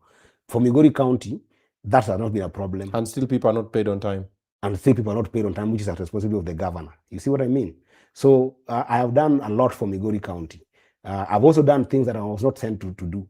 For instance, I've got about over 5,000 people that have put in tree planting programs in Migori, and they're earning salary every month. You take care of a tree, you are paid 10 bob per tree per month. I've done educational programs for over 648 kids that I'm supporting, both through my salary and through friends who are giving me support. That's Trico. No, Trico is for the trees. Trico. But I've got what we call Eddy scholars that I'm supporting through my salary and through friends, both friends in the US and friends in Kenya and friends in Europe that give me, just simple support. And as I'm supporting the day scholars within Migori. I've done a number of programs. I've brought investors to Migori County. Some are exploring things like fish farming and fish caging in a place called Matoso. That could end up employing even about 1,200 people if the caging facilities put in Migori County. I've tried to talk to people to bring about investment in the potato industry in Migori County. So I'm doing a lot of things, both that I was elected to do and I wasn't elected to do. So I still feel like the position doesn't matter. It matters the contribution that you're making in that position. So I'm not so keen to be governor. I'm not dying to be governor.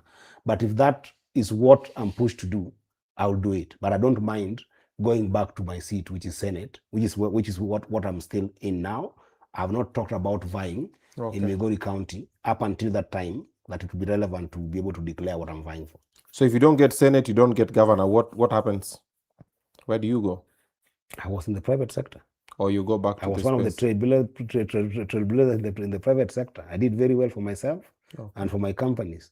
So I will just still go to the private sector and do my contribution anyway. I'm not desperate for a seat. I am just feeling that is the place I need to do to contribute to Migori, to Nyanza, and to the country.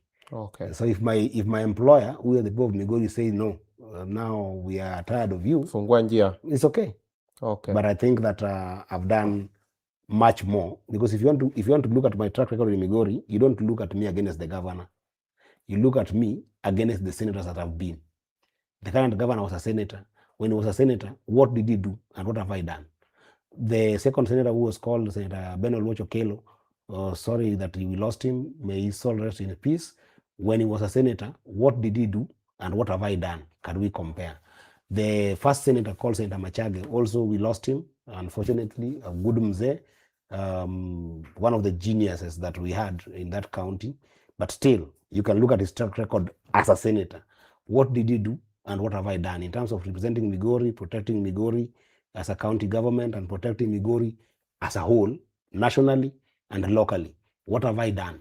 So that is the track record for which I hope that my employer, the people of Migori, will be able to look at that track record and say, if we compare you with these ones that we elected, and you have done well, or you have done poorly. That's up to them to judge. I can never. Speaking of say Migori, what do you think of the Obado situation? About the situation, very tough. I think that, of course, you must first of all empathize with a loss of life. Sharon died, very painful death, and therefore you must empathize with that family for losing that life, and also Sharon herself, as a young person. It is something that should not have happened, should never happen in our country. And because the judicial process that went through that, it is justice to that family. But on the other side, also the people who have been convicted, how they find themselves there is unfortunate, because they are also parents in some ways, and there is consequences to a judgment that was put in place, and that one of those consequences is going to be a sentence. Some of these sentences can be life sentence that will affect their families forever.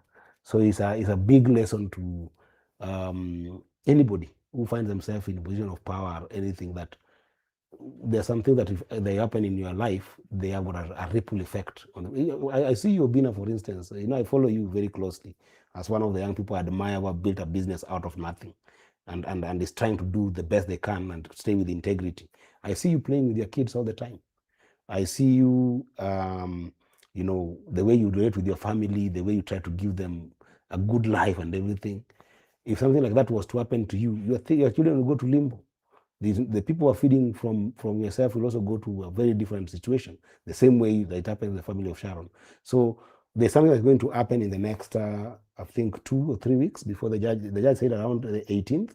There are 2 reports that must come back. There's something called the probationary report, which is the time of the case, how are the victims behaving, and then there is also the victim review that's going to come, and both of them are going to define what we call a sentence.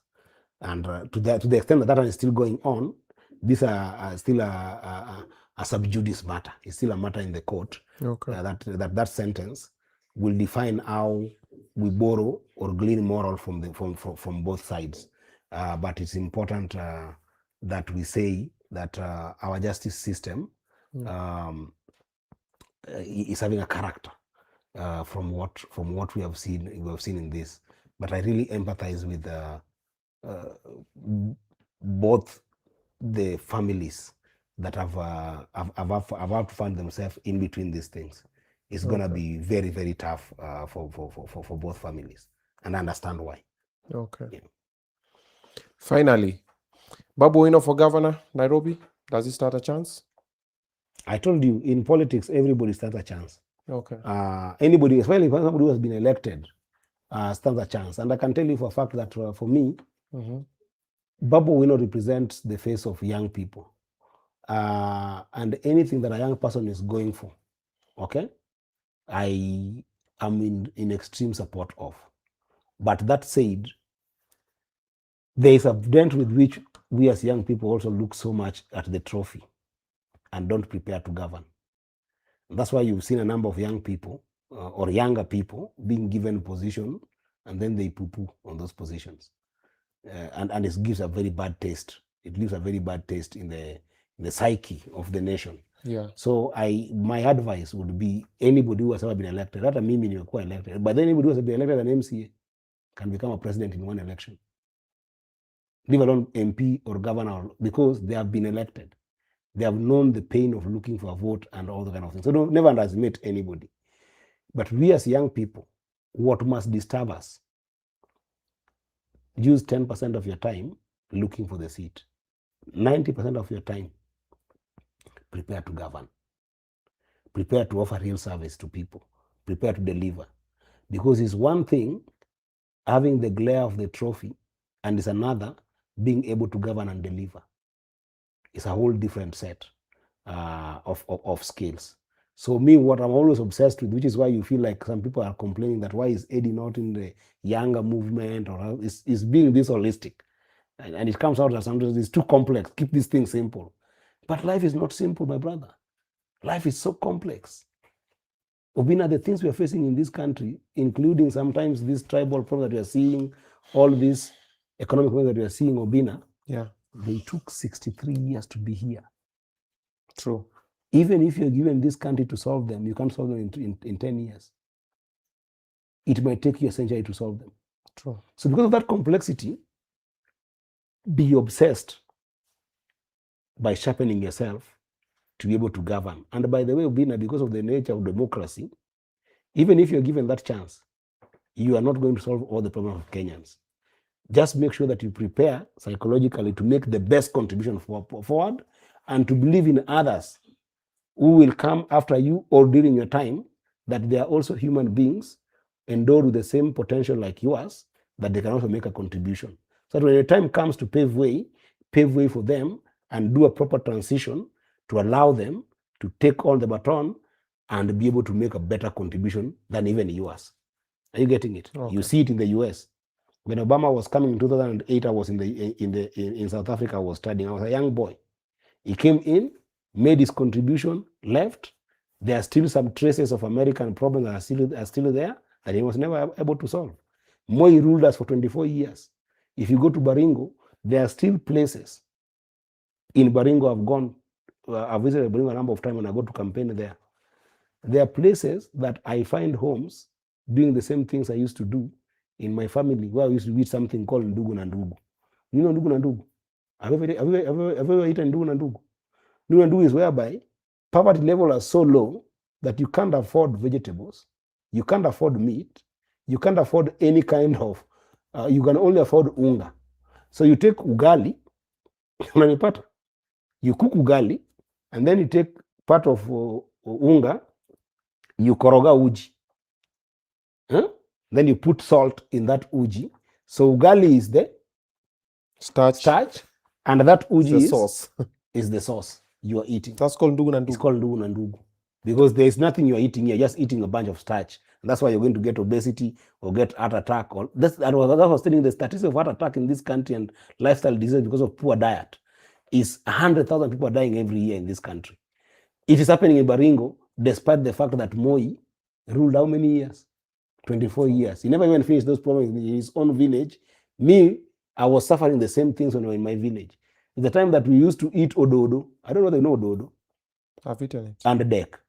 As the dek was the ugali and ododo was the vegetable.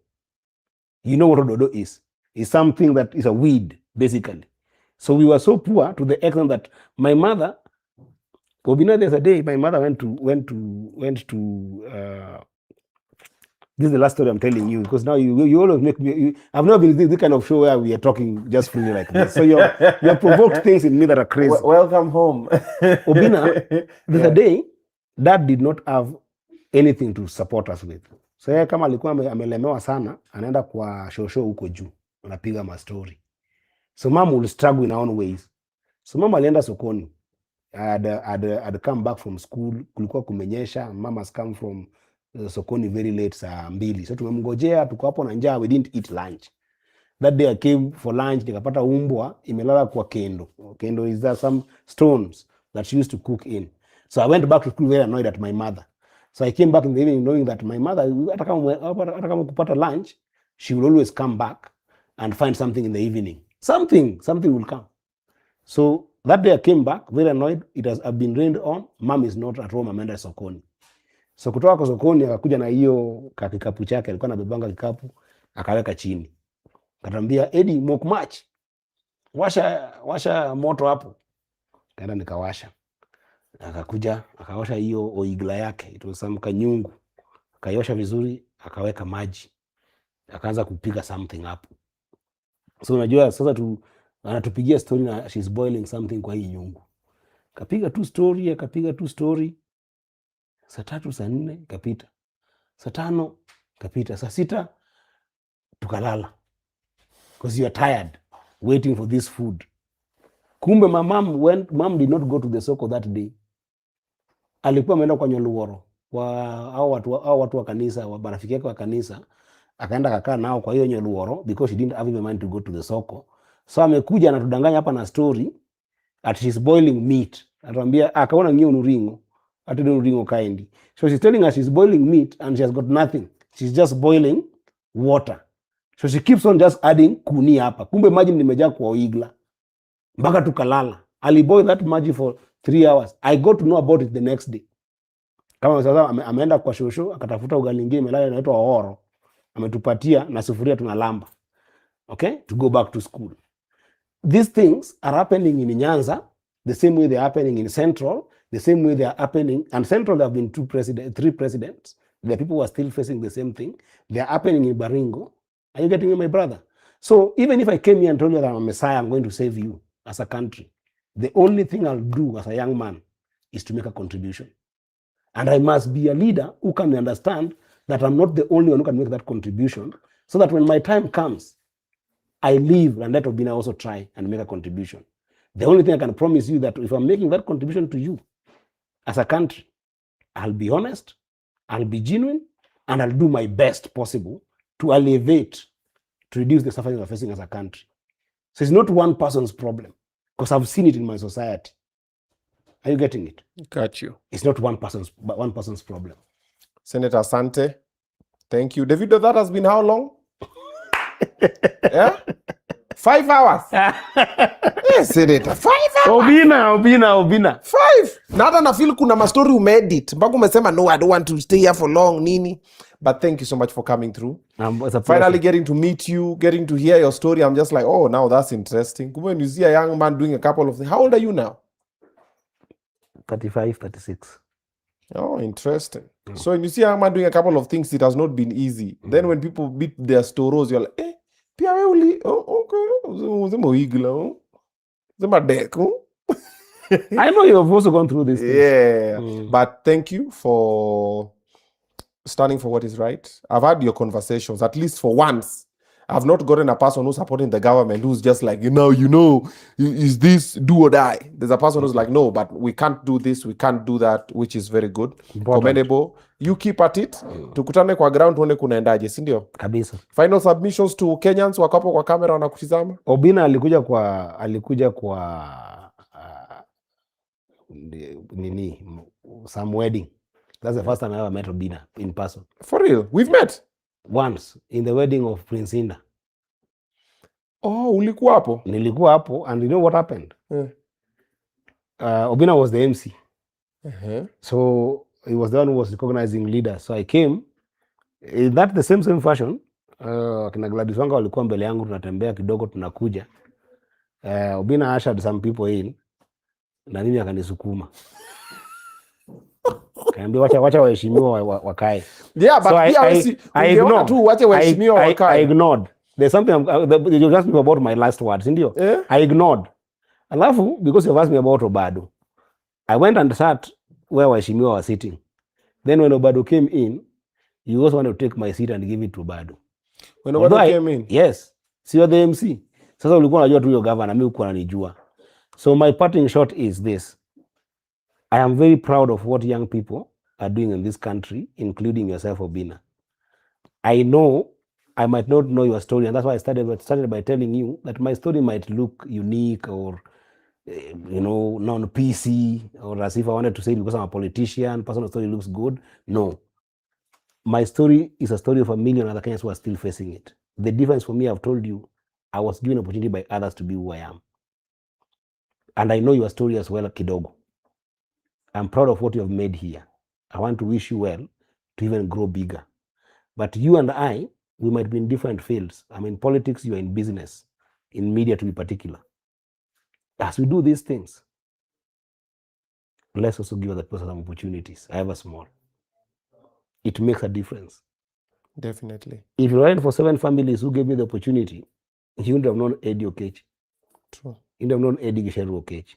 So in our own little ways, we will not solve all the problems. And I know even me, I'm in politics, I get a lot of requests. The reason why my phone, the time you called me, ukaniuliza mbona nakupigia simu na sikupata, nimekuandikia messages 10 na sikupati. It's because in my WhatsApp, I find 5,000 messages every day. And all of them are young people asking for support, requests for medical bills and stuff. I cannot solve all of them, but if I can help one, it's good to go. It is good to go. So give other people opportunities. Definitely. Yeah. So that's my parting shot. However small, it will make a difference in our society. Yeah. You will not finish all the problems, but that one single story might become the only story that changed the country. Okay. Thank you very much. That has been Senator Eddy Gicheru Oketch'S. Well, conversation from here till Timbuktu. I hope you've learned something. Kenyan Prince bado yuko? Yeah?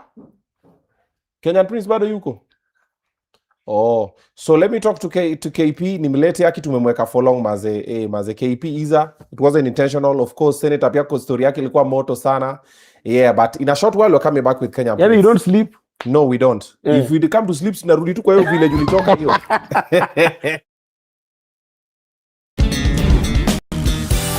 Obinna, you need to be here. I am. Shauri yake tusimpe. Check it, guys. Ni water.